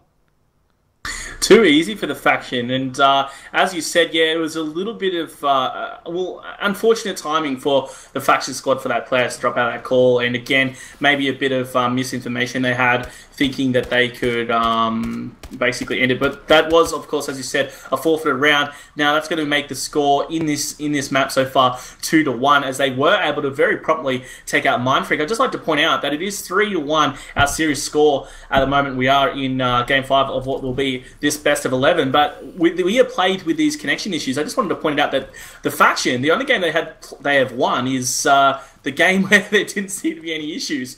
I'm not sure if that's something to be pointed out, so maybe that's a thing that's saying that they won't win this one as well. Who knows? But they started off very strong. But as I say, that Beaston and Varenzen were both taken down, and Dan's taken out for the Mindfreak squad. So we are in a 3v1 situation, as Buzzo was able to take out Barney. So Luca, the only man left alive for the faction, he's also got the bomb in hand. So it's a big ask from the young man, Luca, as he's got to take down the 3 opposing players.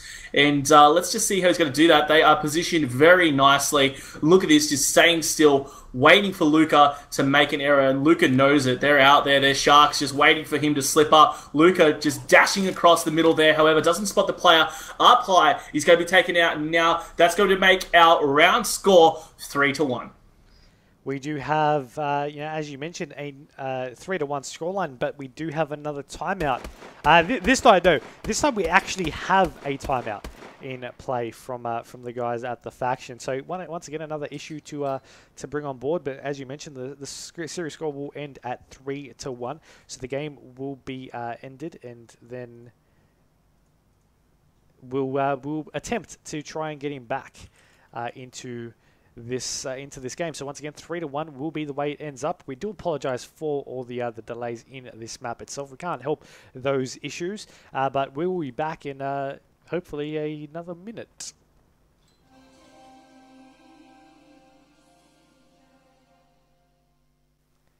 And welcome back, ladies and gentlemen. Once again, I'm sure you're sick of hearing this already, but this is the CyberGamer Advanced Warfare ASTRO Championship Series Pay-to-Play ODC number 2 grand final matchup here between Plantronics.Mindfreak and the Faction AU. Third time's the charm, hopefully, for the search and destroy on recovery, getting all players into the game. And yeah, we have the existing scoreline 3-1 in favor of the team of Mindfreak here. We had the faction opening up with a very strong round after the second restart, but unfortunately they weren't able to get it strong for that second round of that second restart. We'll see how it goes on the third restart. However, once again, Mindfreak need 3 rounds, the faction need 5.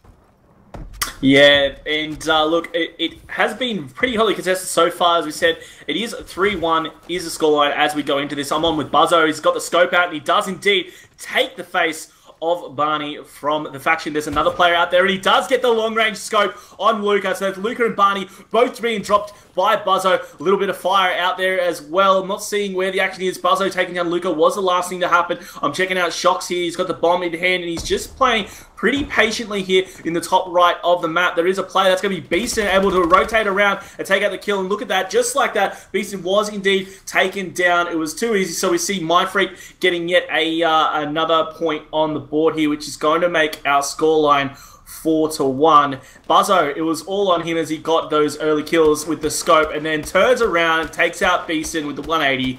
So it was 3 kills to Buzzo. That, in fact, I think he got all 4. So there was 4 players down. A team down for Buzzo. That was excellent work. So 4-1 is your score going into the next round, where we're going to be seeing the likes of the faction going on the aggression here with their bomb. Got Buzzin on screen on defense. I really wanted to see if he was able to pick off another kill, because he was the one who got the the ace there. And I'm not too sure if he saw Luca, but he was able to get a shot out, of course, using using that overkill. He does also have the bow. He did fire that initial shot, but he wasn't able to get the kill there on Luca. He's looking around, can't really spot him. We'll swap on over to the attack.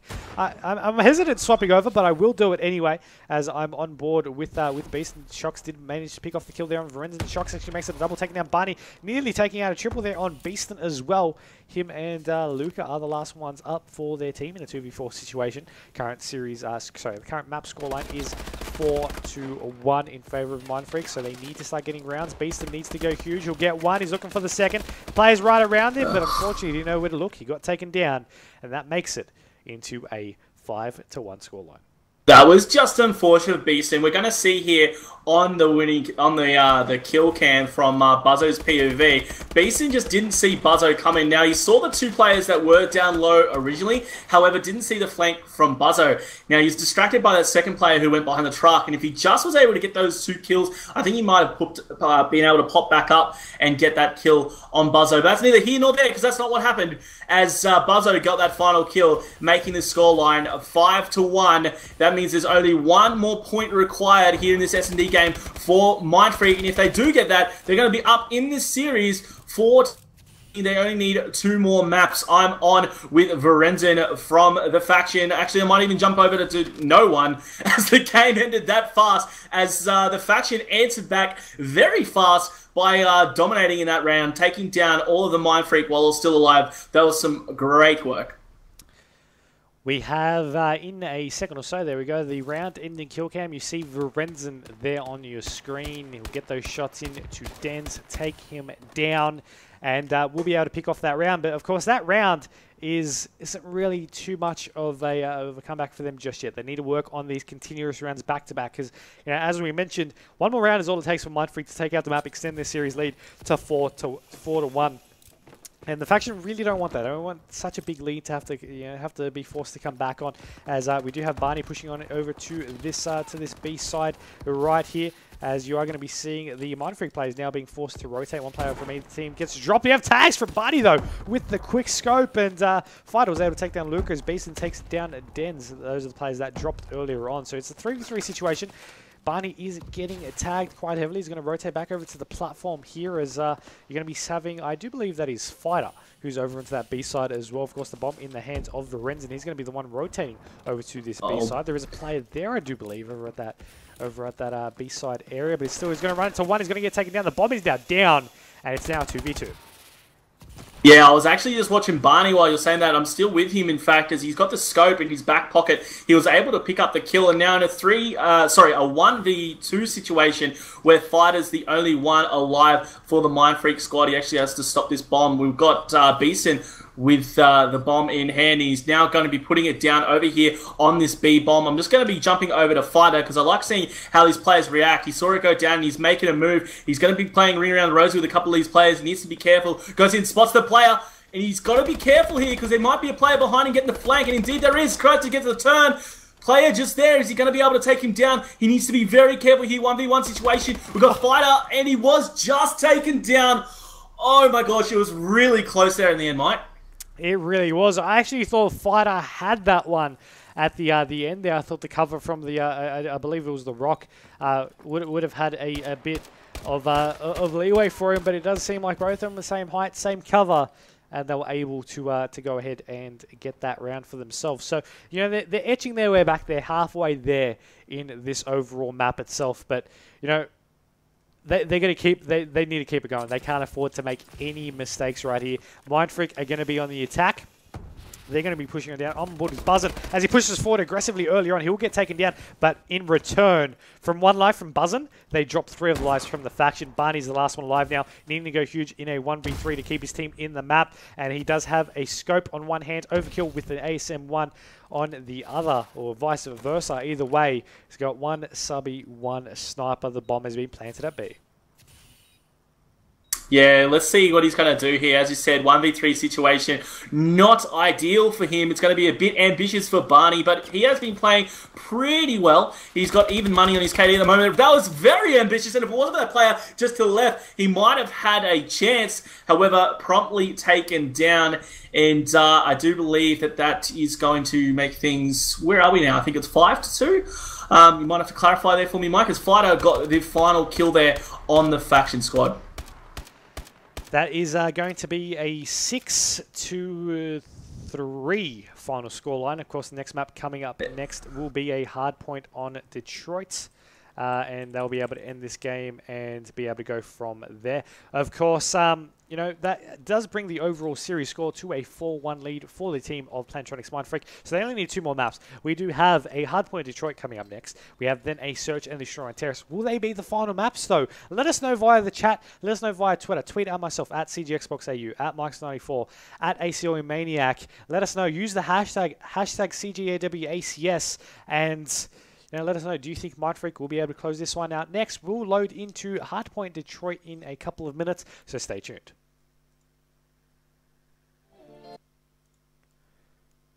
Welcome back, ladies and gentlemen, to the CyberGamer Advanced Warfare ASTRO Championship Series Pay-to-Play ODC number 2 grand final matchup here between Plantronics.Mindfreak and the faction AU. I'm Myksta, joined by Inmaniac. This is the next map in the series, map number 6, Hardpoint on Detroit. I actually think about which map it is. This series has gone on for that long. Unfortunately, having to end the game a little bit earlier, but that is okay because we'll give you a little bit of a rundown as to what has happened thus far. We had the initial best of 5. The winners bracket team, the faction, faced up against Plantronics.Mindfreak. Because they hadn't faced up against each other, it started off as an initial best of 5 series. Then Plantronics.Mindfreak won the first best of 5, 3-0, then extending the series to a best of 11, being the losers bracket team that won, making it back into that continuation ruling that we have had all competition long.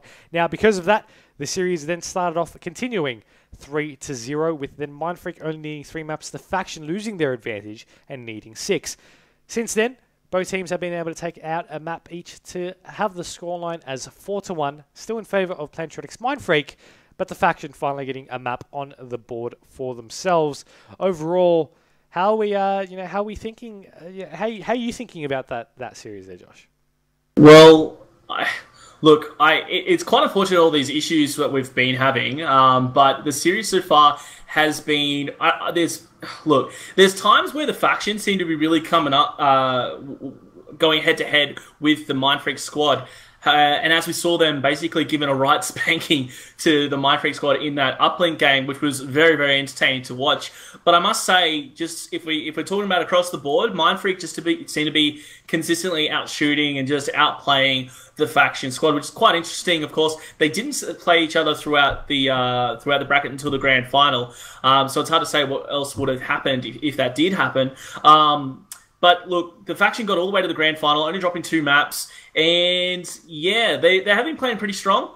But the Mindfreak, as I said, have just been playing a lot better, and I do expect them to finish this up pretty early, which is quite opposite to what I was saying at the beginning of the series, where I was expecting the faction to come home strong. They have it in them. And it would be, again, interesting to see what would happen if we weren't plagued by these issues, which have been quite unfortunate for both teams, I might add. But yeah, Mindfreak just playing better on the night, I think.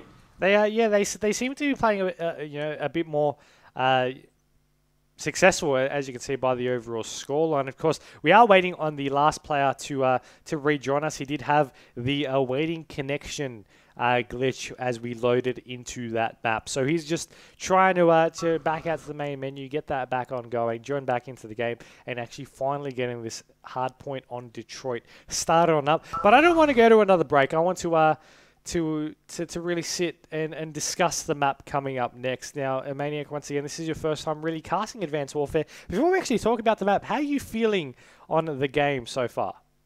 I'm really liking it. You know, as you said, I haven't casted AW until now, which yeah, I'm excited for. Really loving it. I enjoy the game. I haven't really played too much, been too busy RL, but I'm really enjoying it. There's a lot of new features to the game which have been taken up by the competitive community really, really well. It's entertaining. It's great to watch. I think it far exceeds what we had with Ghosts, and we can see across all sorts of competitions that it works really, really well as a competitive shooter. From a casting point of view, it's amazing. It works brilliantly, and it really is just a pleasure to watch. So yeah, big fan. Yeah, no, I really agree with that. But out of the game types you've seen so far, what have you enjoyed the most? Out of the game types? Hardpoint, search and destroy, capture the flag, or uplink? Oh, probably it has to be uplink. Has to be uplink. It's just when I first saw uplink, I was actually privy to playing uplink. Given my job, I was actually able to play it a little bit earlier than everyone else. I was working at EB Expo, and I at that stage and during the COD Media event, I didn't expect it to work as a competitive game type, and that was the feedback that I got from a lot of pro players there. There was a couple of players from top teams that went to that media event, and they said the same thing. They liked it, but I didn't think that it would work. Not all of them, but most of them said that it wouldn't work on a competitive setting. But I think it's a really good mix. Like, it mixes things up. It doesn't feel as serious. And what I mean by that is it just adds a lot more fun element whilst still remaining competitive. So Uplink is hands down my favorite game type. Not necessarily to play, but from a spectator's point of view, I love watching an uplink match between a couple of good teams. Yeah, no, I personally have it as one of my highest rated game types as well, specifically for the fact that those points that you really mentioned in that one. I enjoy the way it plays out. I think it adds that fun element, and overall, I just like players being able to win a game in the last second by getting a throw across the map. I mean, I think that's fairly cool, and yeah, we are going to be ideally joining the lobby here between these two teams. I, of course, am trying to join the lobby at the same time. Can't find any of these players on my friends list. Do hopefully have an invite to join it up. But we've got Hardpoint Detroit coming up next, and you are going to be having these two teams, the faction really desperate for a win. I am hoping that the Mindfreak team, the faction team will be able to answer back in the series, forcing a couple more maps in the mix. But it does seem like we're going to be on this break a little bit longer, so we will take another quick minute or so break while we can get back into these lobbies.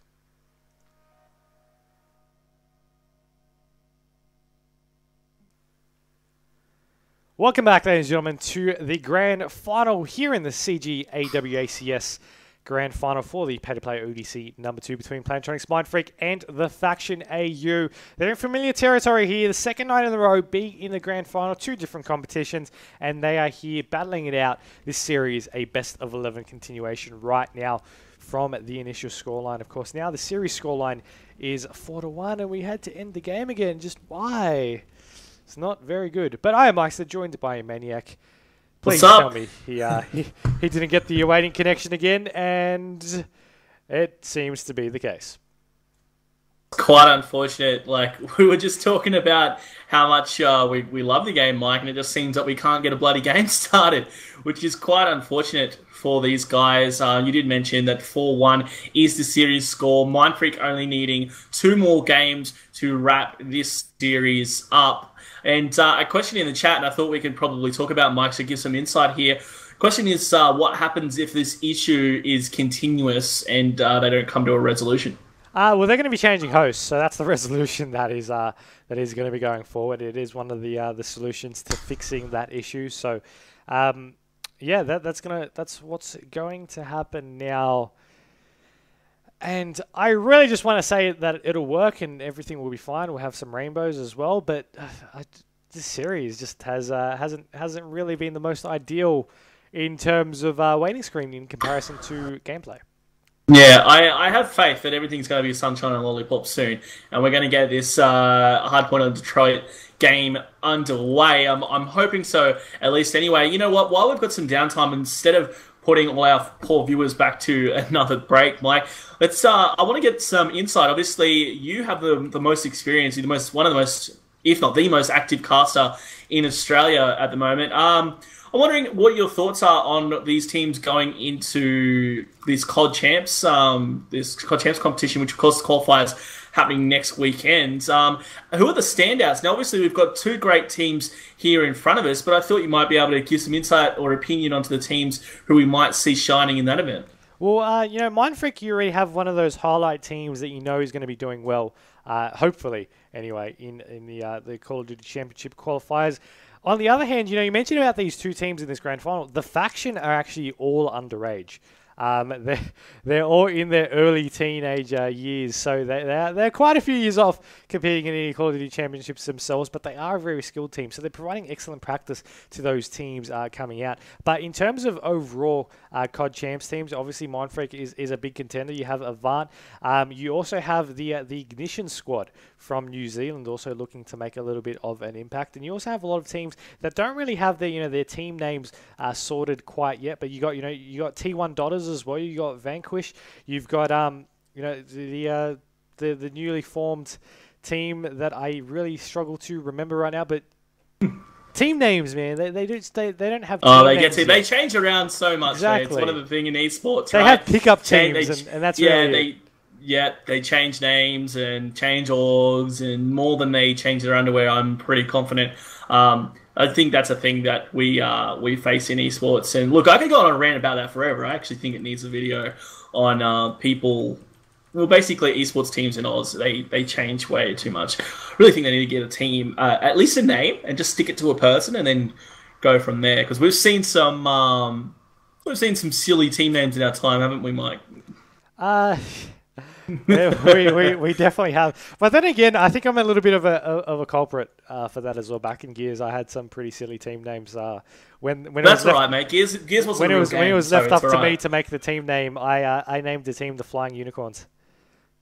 Oh, mate, beautiful name. And then I had another one called the Bad Kids. The Bad Well, that's more apt, isn't it? Can you just imagine like phase unicorns or optic unicorns? I reckon it's a bit catchy. It could go. Yeah, either way, I guess with these team names, but we are loading into the map, and that is always a great start. Detroit on Hardpoint.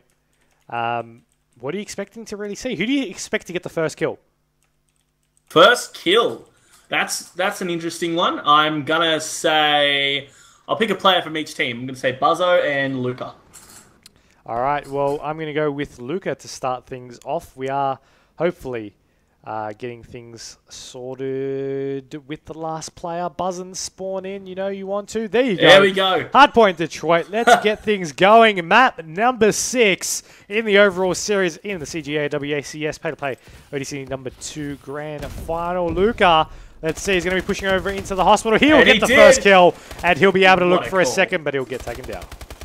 It doesn't matter. We called the first kill very accurately. Luca picking that one up before he was taken down. I'm just over with Beastin as he was taken out. Now with Varenzen from the TF squad. He's in here dominating there for a little while. He was racking up those early points for his team, but he was taken down. Now over with Dens from the Mindfreak squad. He spots a player just on the other side of this structure here. Can he spot him? And he can't. No, there is a player over on the right. He's going to be just keeping an eye out. There's a player that's walking straight in front of him. Shox and Buzzo both picking up kills there. Shox with the 2-piece. And Dan's actually going to be moving away a little bit, trying to get those long-range shots out. And he does, able to take down Luca. And we look at that. We see Varenzen timeout yet again. Myksta, no love, man. No love from the Call of Duty gods tonight.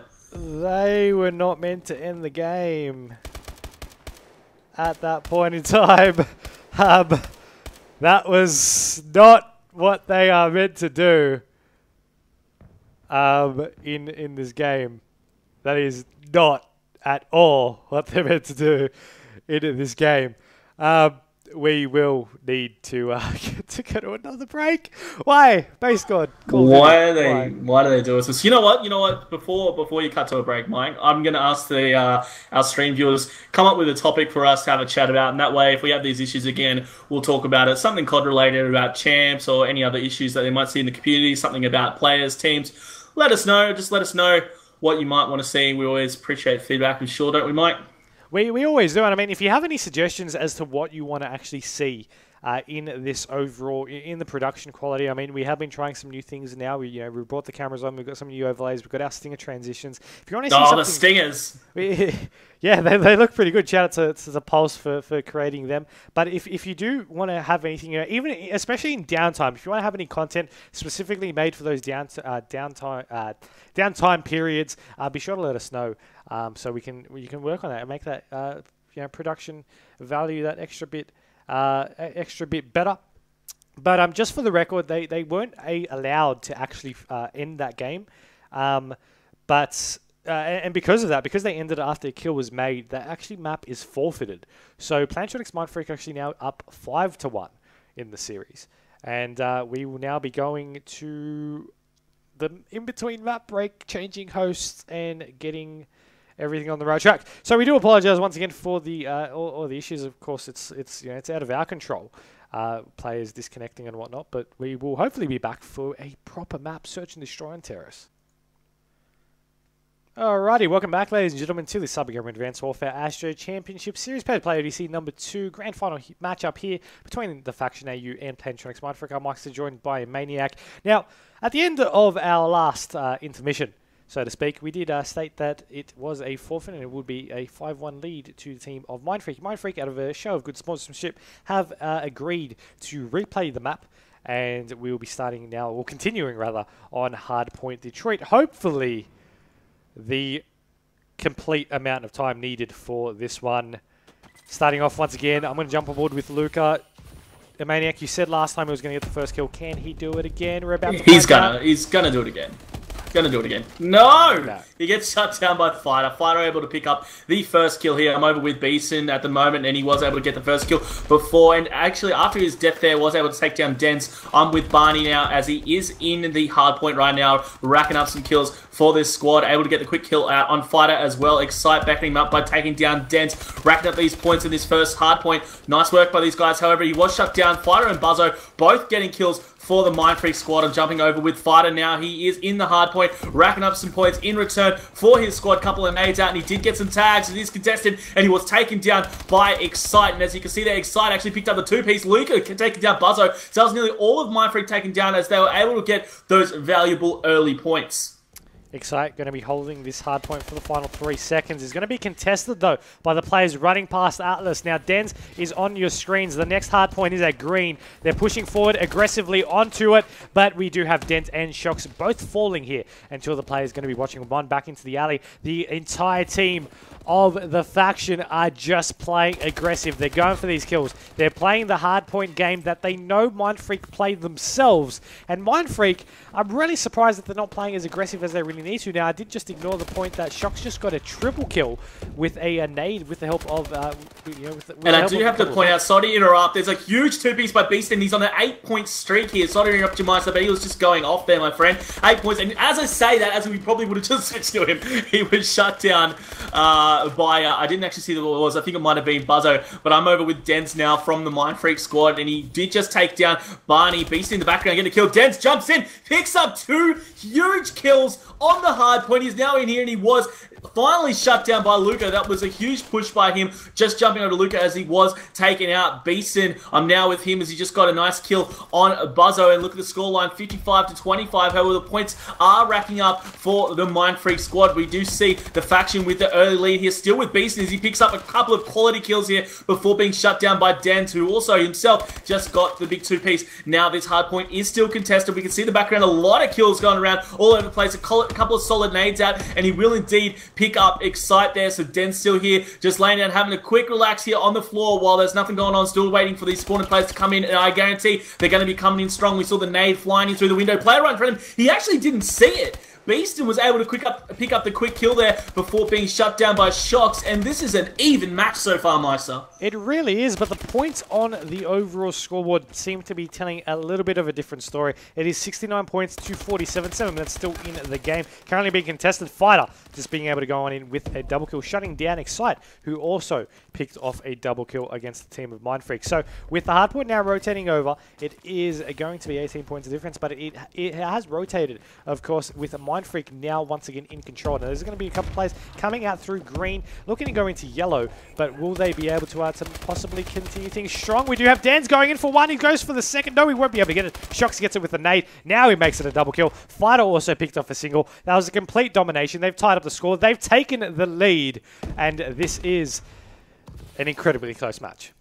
That was all Dens just then. I'm surprised he didn't pick up the double. It almost turned into a big trip skis, but he didn't pick it up. Gets the player up high, didn't get the player down low. That's Luca picking up the big two-piece. He's now on a 3-point streak at the moment. Make that 4, almost 5 though. He was shut down by Buzzo, who was promptly taken down by Barney in return. I'm now with Barney from the faction. Gets 1 kill, gets another. Contested, turns for 3, but it's not going to be as he was taken down by Fighter, who's now in the contested area. Gets the two-piece, tries to follow up with 3. The player's just outside, and he's going to be making a move out here, as you can see.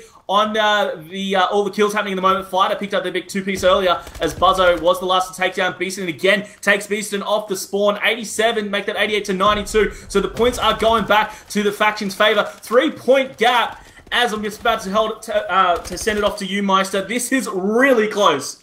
It is 4 points the difference over on the schoolyard here. We have Fighter looking to get the shots in, but he'll get taken down. Dens gets taken down. Luca gets taken down. Shox looking through the window now. He's looking over just into the main entrance. He's going to be having one coming out from the yard. He'll get taken down as you have Fighter. Now the last one alive for his team for the mode. He'll take down Wadi looking for the second body. Going huge with double kill. Beaston getting a single as well. Excite also picking off another single. Luca just like that is the last one alive for the moment. Nade's coming in from every direction and he will get taken down. The Hardpoint is still anyone's game. It is 14 points the difference. 5 minutes remaining. We've only played 5 minutes in this Hardpoint so far, Inmaniac, and it really doesn't feel like it. The scoreline's still now etching away a little bit in favor of the team of Mindfreak, but still about to rotate back into its original Atlas Hardpoint location. This could still change the flow to anyone's favor. It really could, but look, 5 minutes left. It could go either way. I don't think the time is going to be the deciding factor here. 104 to 121, and is still climbing for this faction squad. And look, they are holding it down, as you can see on the minimap. A whole bunch of Mindfreak players coming in to surround this area. Barney was naded. He's taken down on with Excite from this faction squad. He's going to be jumping up on top of the structure. He does get the 1 kill there on Dens. And look, players don't. This is getting bombed harder than Hiroshima. However, he's somehow still able to survive here. Excite now contested turns. That's the player. Nice work to take down a Fighter. However, Dens picking up the big double. Now on with Dens from the team of Mindfreak, getting these points back, and they still do have the lead. Only just. However, he was taken down. Beaston jumped in. Buzzer and Shox both getting kills. I'm with Shox at the moment. Nade out to try and pick up that player that was around the corner. As you can see on the minimap, he is all alone to get these final points as the Hardpoint is going to move, and we're going to be seeing a couple of kills there for the faction squad. I'm over with Beaston at the moment. He's got 9 caps to his name, 23 to 25. He was just taken down though. I'm now with Barney from the faction. Gets the drop shots. Able to take out their first kill. Tries to follow up with another one. There's another player in the building. He's going to jump straight in. Follows him. Some shots in the butt. He's going to be taken down. Fighter now, he also got the big kill. Buzzo with the huge T-piece with that grenade though. And look, there is momentum left, right, and center. And as we can see, the faction getting these points here, they're going to come back potentially 5-point game, Myksta. They're going to be pushing and converging in over onto green as it is still being contested. We have Beaston getting taken down. Swapping over to Excite. He's going to get taken down. Luca now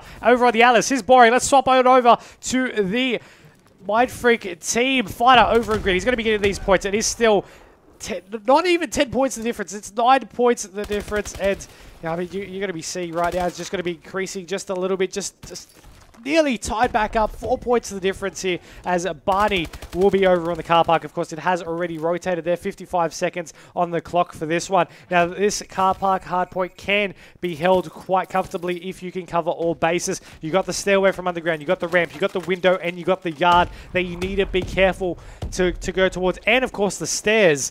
So there's also quite a lot of vantage points. But as you can see, Barney is just going to be behind the ambulance. He's going to be getting a couple of shots through. Then we'll be able to clean them up. The remaining 2 players will be trying to push on in off the respawn. They're instantly there as well. We have Dens on your screens behind the ambulance, using it for cover. Nade's coming out. There's one on the head glitch over on the ramp. Fighter's going to be coming up through the stairs. They're just trying to contest at every point. Of course, we do have the team of the faction having taken the lead, but it's still 2 minutes remaining. We've got 13 seconds left. Anyone can take out this map in the next Hardpoint.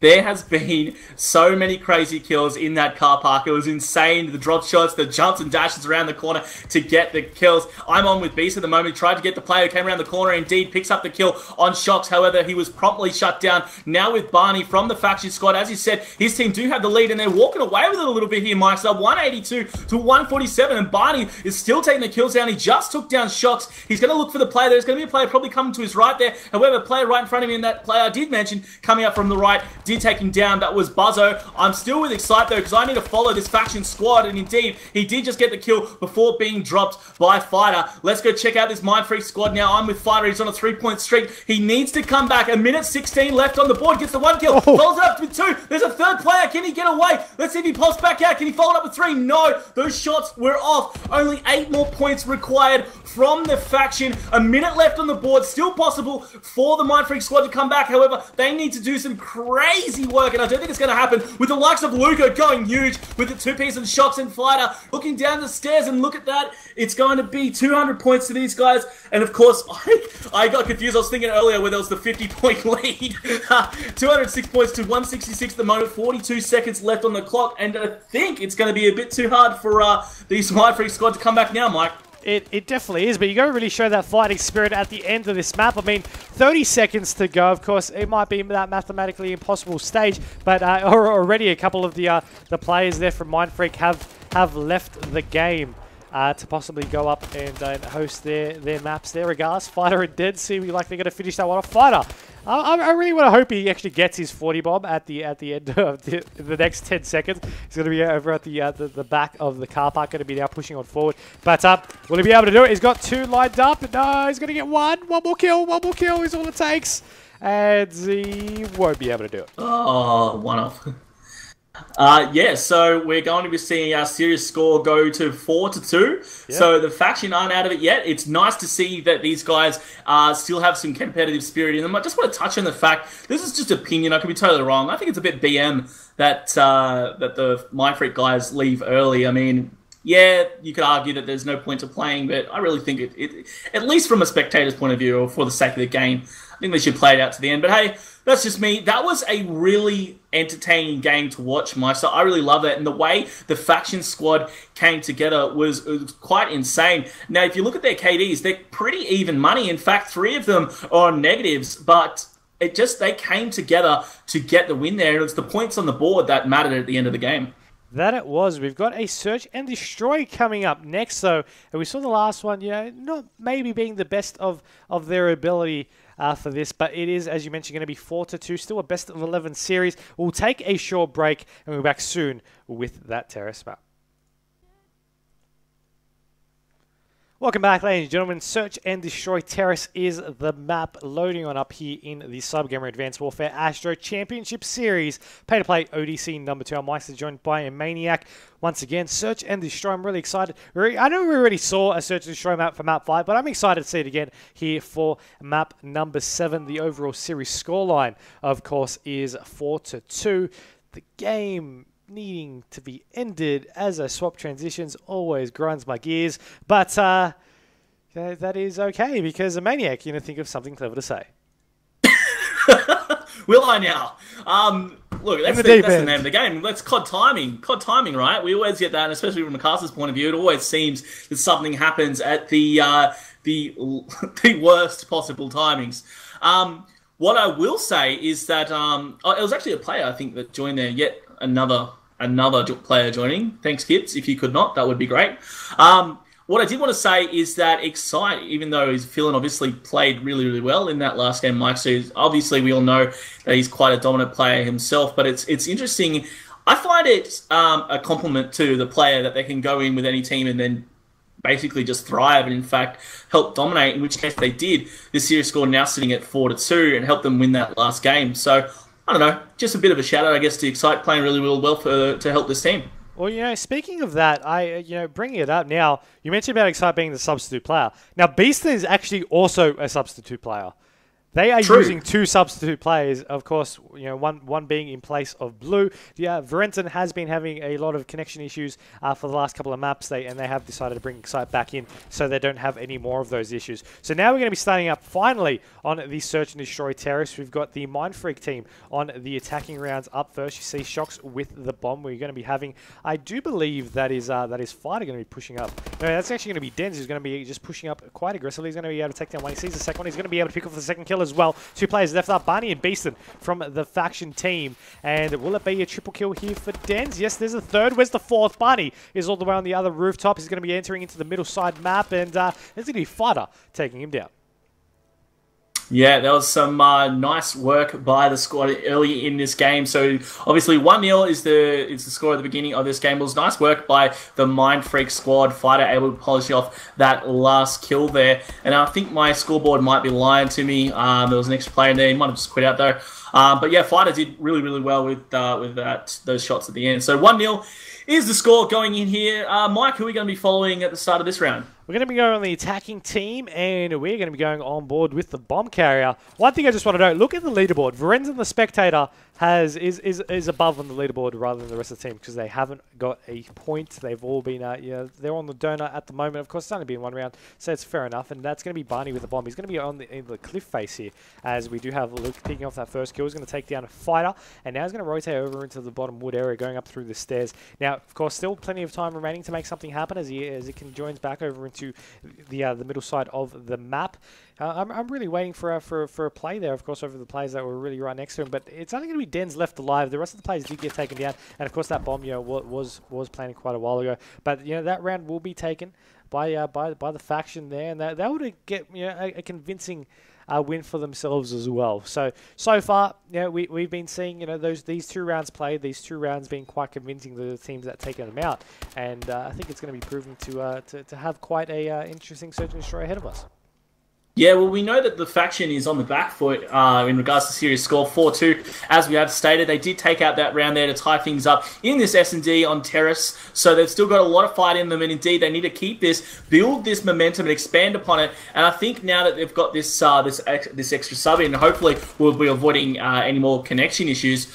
Hopefully we'll be seeing them carry this momentum through. And this, I think, out of all night, this is where it counts. This is where it's going to get really competitive, and look, it's really looking like that. We've got a 3v2 scenario here, as we saw Excite and Beaston were taken down early. So we've got Luca and Barney against Buzzo, Fighter, and Shocks. I'm checking out Luca at the moment. He's down towards the A side. There's a few players around there from Mindfreak. He needs to be careful. They're all very conveniently placed around this bomb, and I fear say he's going to be taken out from... I thought he was going to get taken out from behind, and indeed he does eventually go down, and you saw that both players were taken out very, very quickly there. Mindfreak were in just a really, really good position there. So they're going to be going up in this game, 2 maps to 1. Buzzo there you see getting that final kill. Shocks was over there, ready in case he was rushed. So yeah, Buzzo getting that last shot out on Luca. They're now up 2-1. That they are, and... I'm still looking back in the overall series scoreline. I'm looking at a 4-2 in favor of Mindfreak, and I'm thinking if the faction really want to come back in this series, they need to start from this Search and Destroy.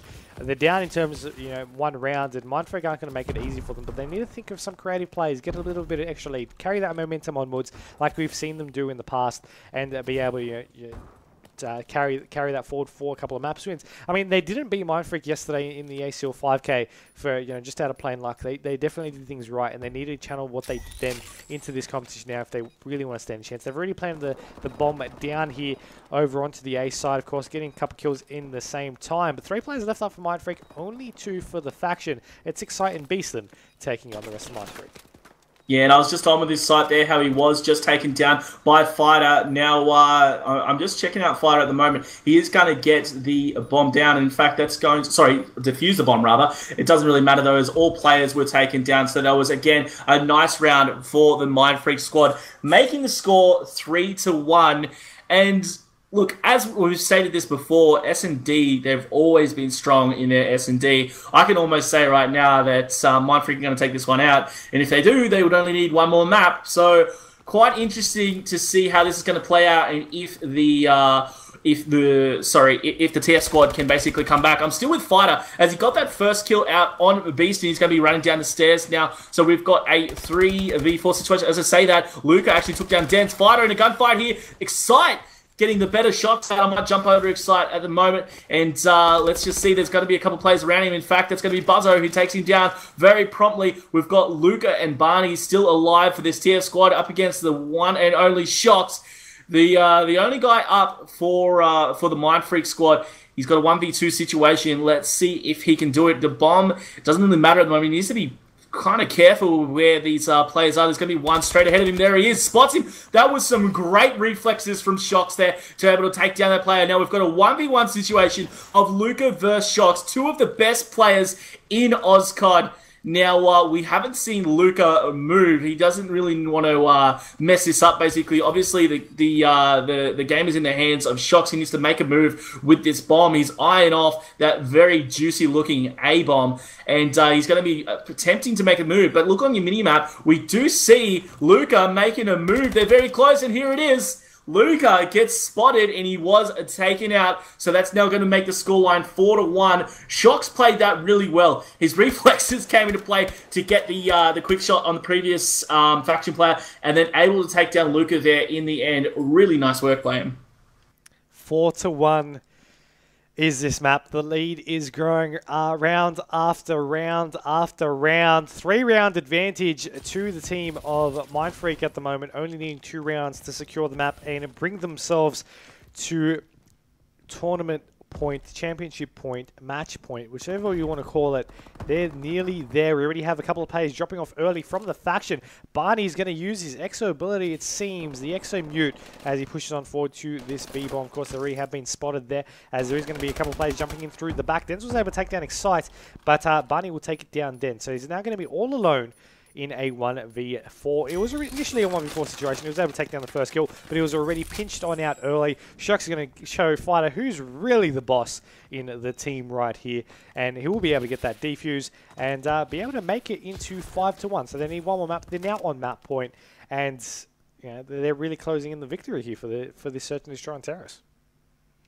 Yeah, I think I was back in the winning horse at the beginning of this game, where I said Mindfreak would dominate. It's S&D. It's where they come together. They play well as a squad, and with 2 fill-ins on a faction, you can't really blame them. They're still doing well. They are on the board, so at least they're not getting goosed. But I expect this to go all Mindfreak's way. I'm on with Shox at the moment as he's pushing very hard towards A. He got those early nades out, and he's going to be probably pushing into this room here. And as you can see, the faction actually played pretty passively off the start. I'm going to go to the gunfight between Dens and Beaston, and Beaston came worse for wear off of that. So Den's able to get the first kill to take him down. So we've got a 3v4 situation. As I say that, Luca actually got the big kill on Buzzo. Oh. I'm still with Denzo as he was able to take down Barney. So now he does in fact get killed in return by Luca. He's on the 3-point streak at the moment, and he's going for the defuse because, of course, all Mindfreak players are dead. So I didn't actually expect them to win this round, but there you go. I guess on the defense, well, arguably slightly a bit easier for them, but 5-2 is your score in this game. Once again, now with Mindfreak on the defense, I still predict that they're going to be probably wrapping things up here now, Mike. I was on board with Luca as he picked off 3 of the players from Mindfreak like it was nothing. He took out the first player as he tried, as they tried to get shots on him. He picked off the second from bouncing and nade off the door frame, and then he was able to pick up the third as he jumped past his head. So it was definitely a great play by him. That's why he's top of the board here for his team, 8-5.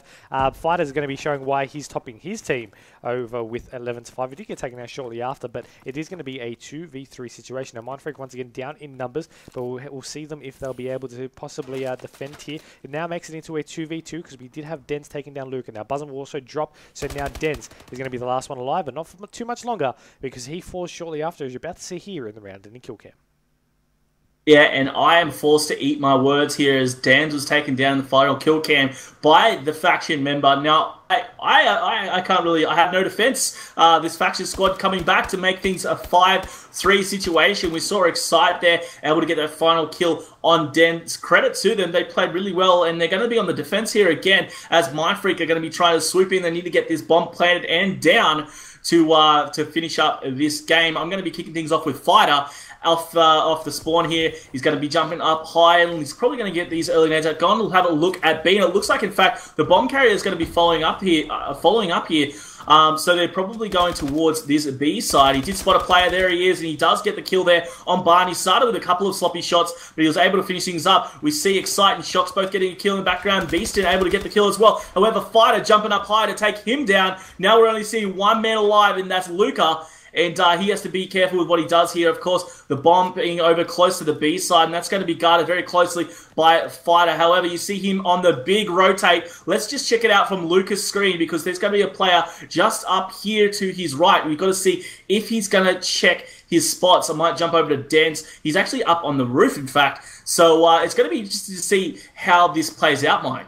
It really is, and I mean, Luca's going to be playing a little bit more passively. He's waiting for someone to really come out through those stairs, possibly, if you can really see one. Now, we can with COD vision, but he can't exactly spot that play, but neither can they on him. He'll need to rotate over to try and defend a bomb site. They are going to be there. Fighter will get taken down. So now Dens is going to know that there is a player on those stairs. Will he go to check this one, or will he go around the corner? Dens, if he checks, he needs to check to his left. He's going to get the shots out, but no, Dens will be able to take him. That will be 6-3. Mindfreak advance the championship points here in the CyberGamer Advanced Warfare ASTRO Championship Series pay-to-play ODC number 2. You see here on the round in the kill cam, he was checking. He knew that was a spot to most likely catch Luca in the act, and he was able to get those shots, and he was able to take down that kill. He was able to take down that round, take out that map, and advance them into a 5-2 scoreline here.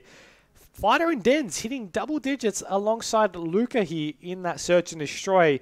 Barney 1-8. Mindfreak able to walk away with another game point, and now we're going to match point here, as Mindfreak could potentially walk away here. As he said, they do have 5 games under their belt. One more will see them take out this ODC. It's going to be Capture the Flag Retreat coming up next. Stay tuned.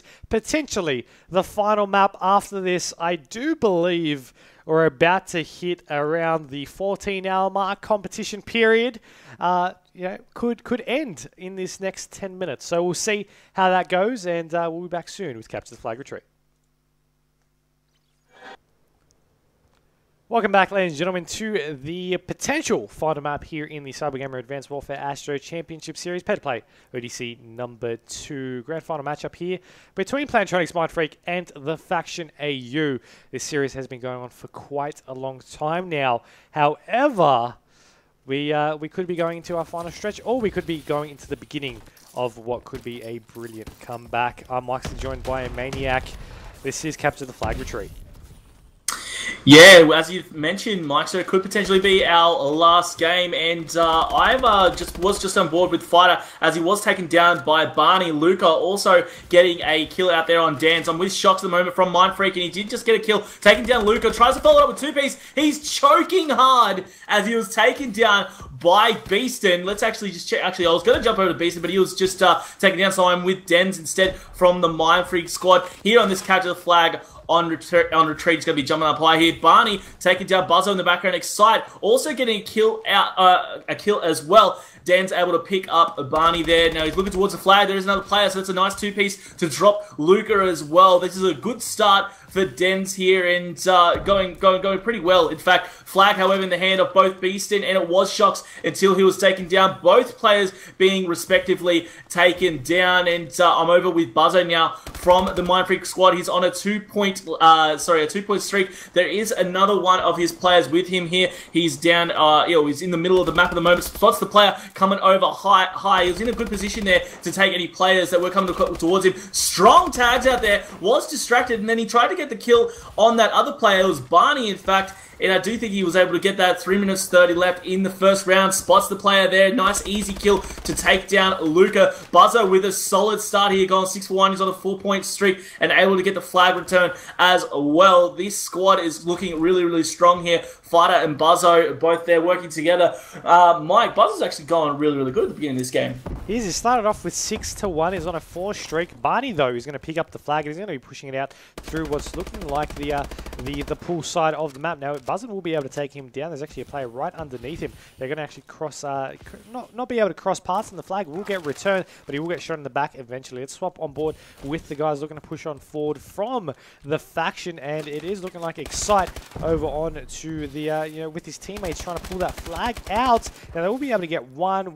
Can they go for the second? It doesn't seem like they will be able to get that kill. He's going to be turning around the corner. He's going to see him now over at that pool side, and there you go. He's going to be able to pick up that kill. Bunny's going to be running this flag, but no, he's going to get denied straight before the flag itself. No, the flag gets denied from the return, and everyone's just dying here. The flag's still not captured. The flag now returned. Fighter was the one to finally get there and get that return for himself. He did get taken down, but Shox has his back. Shox has the flag. The flag returned, and both flags back at base.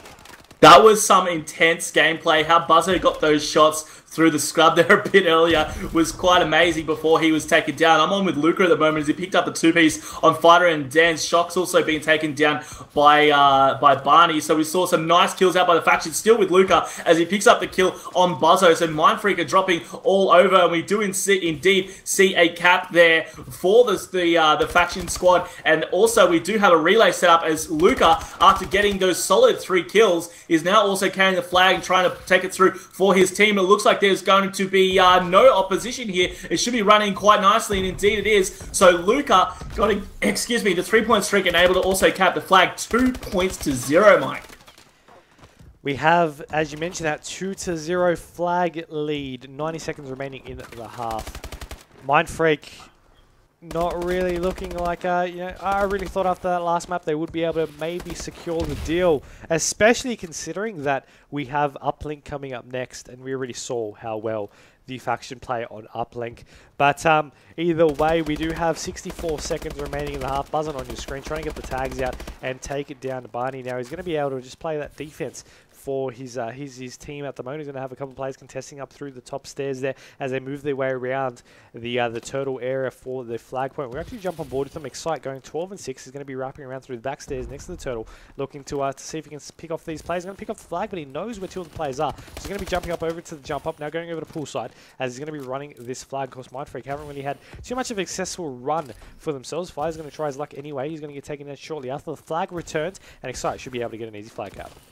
Yeah, Excite played that perfectly, I might add. He saw the player before he picked up the flag, but he knew that the flag was there, so he picked it up, able to run through, took down that player, and was able to run through for the cap for his team. So he's 3-0 with 15 seconds left. I'm with Fighter as he picked up the 2-piece on Luca, and Beaston tags out on him, decides to turn back around and punishes Barney for those few tags, and now I'm back over with shots from Mindfreak. He was able to take down Excite as well. 2 seconds left in the game. Tries to get that final kill out, and he was able to do it. However, this is all the faction here looking really, really strong in this game. They do look strong, but you're also going to keep in mind that the game's not over yet. The series is definitely not over, but the actual game itself is still, the map itself, sorry, is anyone's game. I mean, it is. It's only been the first half. We still have the second half still to come, and this is true. Well, we've seen make the difference. We've seen how fast the Mindfreak squad can get caps, so that's very, very accurate. And speaking of Mindfreak, they're on the back foot, so I might actually kick things off with Fighter. He's going to run into a player and get that first kill out on Excite. Barney getting the return, though, on Dan's in the background. Still with Fighter here, as he was... He did have a few tags out on him. 3-1 is your score. Look at that. He gets a nice kill on Barney as well. Gets the 2-piece on Excite. Running through. Get the flag. Fighter's on a roll at the moment. So there was some nice work there by him to get those kills. However, look at the kills there in the bottom left of the screen. You're seeing it was just all red versus blue there. Mindfreak able to get some solid kills. And it looks like Fighter is going to be able to run this through for another point. 3-2 here. Nice cap in the first minute of the second half here. Still with Fighter. Buzzo able to get the kill on Excite. And look, Shock's also getting a kill as well. So Mindfreak just going out and dominating at the very beginning of the second half. I'm still with Fighter though, as he was able to take down Barney, who was hiding in the corner, picks up the flag, and he's going to be dashing back across. So Fighter just doing it basically one man at the moment. However, I just want to point out Shocks, he was on a big streak at the moment. I just jumped to him and he was able to shut down that flag carry from Excite. Nice work by him, and they do indeed tie things up here 3 apiece.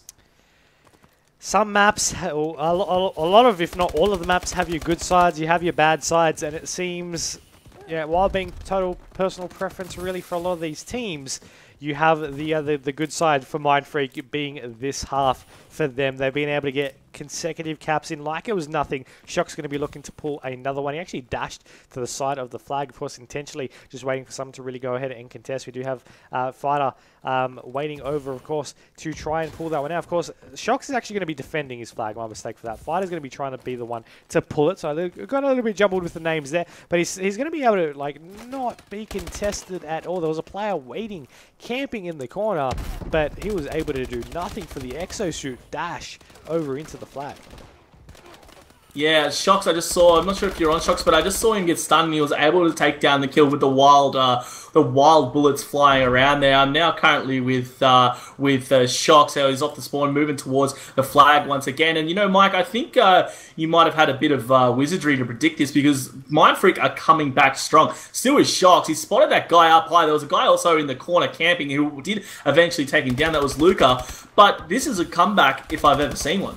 Fighter is going to be taking down two, picking up the flag now, rotating over to the jump up. It seems though he's going to be actually changing his route and still going over to this pool side. Now Den's going to be there waiting for him. Of course, if there is going to be one player from the team of the faction AU waiting to take him down, that is actually going to be excited, but his teammates have his back. He's going to maybe go on in for the dash in. No, it was a little bit out of juice there. Throwing his exosuit, it doesn't matter. He was able to increase the lead now 5-3. Once again, the good side and the bad side. They played exceptionally well on their bad side. Their good side just was over the top here, and you're seeing the team of Mindfreak just eager to close out this competition after 13-14 hours of playing throughout the day, after having two competitions back to back, Saturday and Sunday.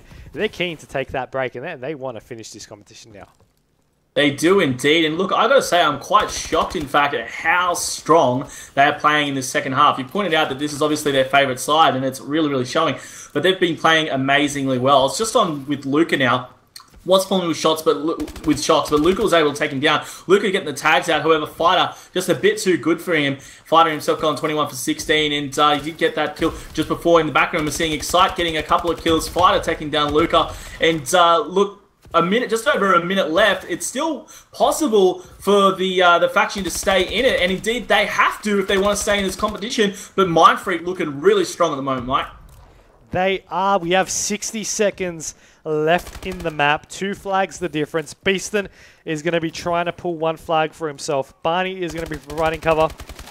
Mindfreak with them. No! 3 players drop just like that. The flag is returned. Fighter will be able to go ahead and be able to pull the flag as well. Nice play there from the Mindfreak team. Fighter's going to be running over now into the Z. The players from the faction side are going to be running it through. It does seem like they were running actually through the middle of the map, whereas Fighter now going to be hiding through the rock area over onto their side. They might be contested here from the Z, and it does seem like they were. Excite just waiting to try and get this cap in. 20 seconds remaining. Even if they can get this cap, it does seem like they're going to be able to get the last one regardless. The shots out from Shocks apparently won't really be too much in their favor regardless. It is game, set, and match. Plantronics.Mindfreak are your champions for the Call of Duty Advanced Warfare ASTRO Championship Series pay-to-play ODC number 2. And the game is... Connection to the host has been ended for the host leaving the game. Well, I think that's all she wrote, though. Mindfreak obviously taking out the competition there.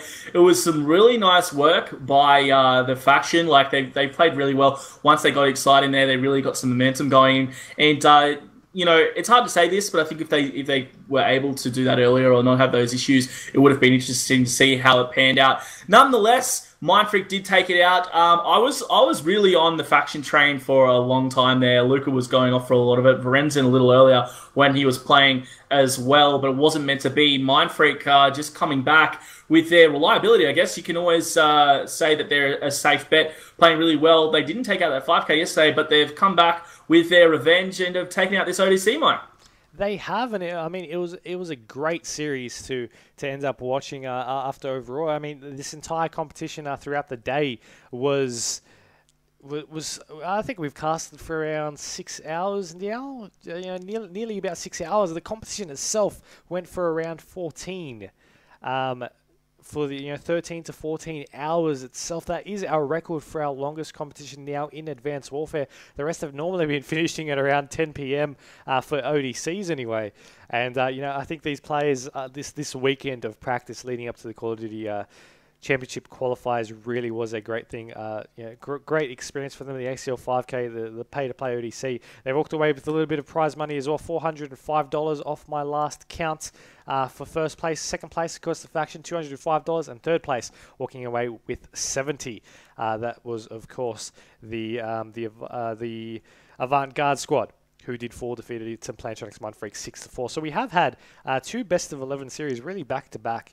From the grand final, from the loser bracket final to the grand final. But that, of course, marks the end of tonight's broadcast. Of course, big shout out to both biolab and Inmaniac for joining in the casting booth for today's competition. Always welcome any time. And I hope you enjoyed breaking your casting cherry for Advanced Warfare. Regardless, be sure to follow CyberGamer's social media outlets. You got our Facebook. You were gentle, Mike.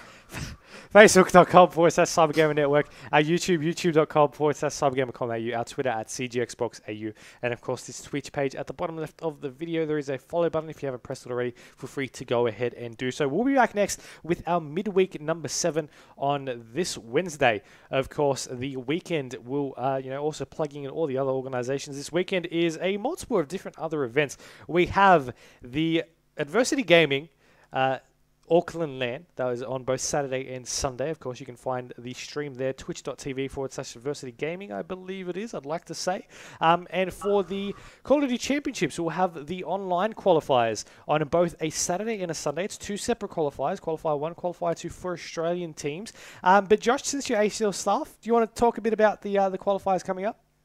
Look, it's going to be an amazing competition. The qualification process is slightly different this year, as most people and most viewers, I dare say, would know now. There's 2 qualifications for Australians, both on the Saturday and Sunday. So it is single elimination qualifications, but you could think of it as you still get that extra life in the fact that if you don't win, if you don't get those placings on the Saturday, you can go the Sunday. Also, what's changed this year is that instead of being an ANZ regional final, is now an APAC final. So it's an Asia Pacific final where we'll be seeing some Asian teams in the mix as well, which I actually think is quite exciting. And the fact that from that regional, 3 teams will be going over to the World Champs in March. So it is quite exciting, Mike, I have to say. And I dare say there's going to be a lot of exciting competition, both not only in that, but also for AVT's gaming, AVT's competition over in NZ as well. So there is an enormous amount of COD happening next weekend, and I'm psyched for it. That's just one weekend of man, of Call of Duty action, and I really I'm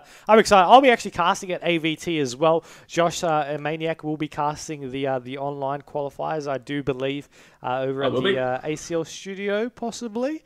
Yes, that's correct. Yeah, for that one. So I'll be excited to maybe sneak a couple of view time over on that one. But that marks the end of this broadcast. As we mentioned, big shout out to all for watching throughout the day. Big shout out to all the players for competing throughout the day. And Myksta joined by a Maniac and previously Bioacid. And we'll catch you next time.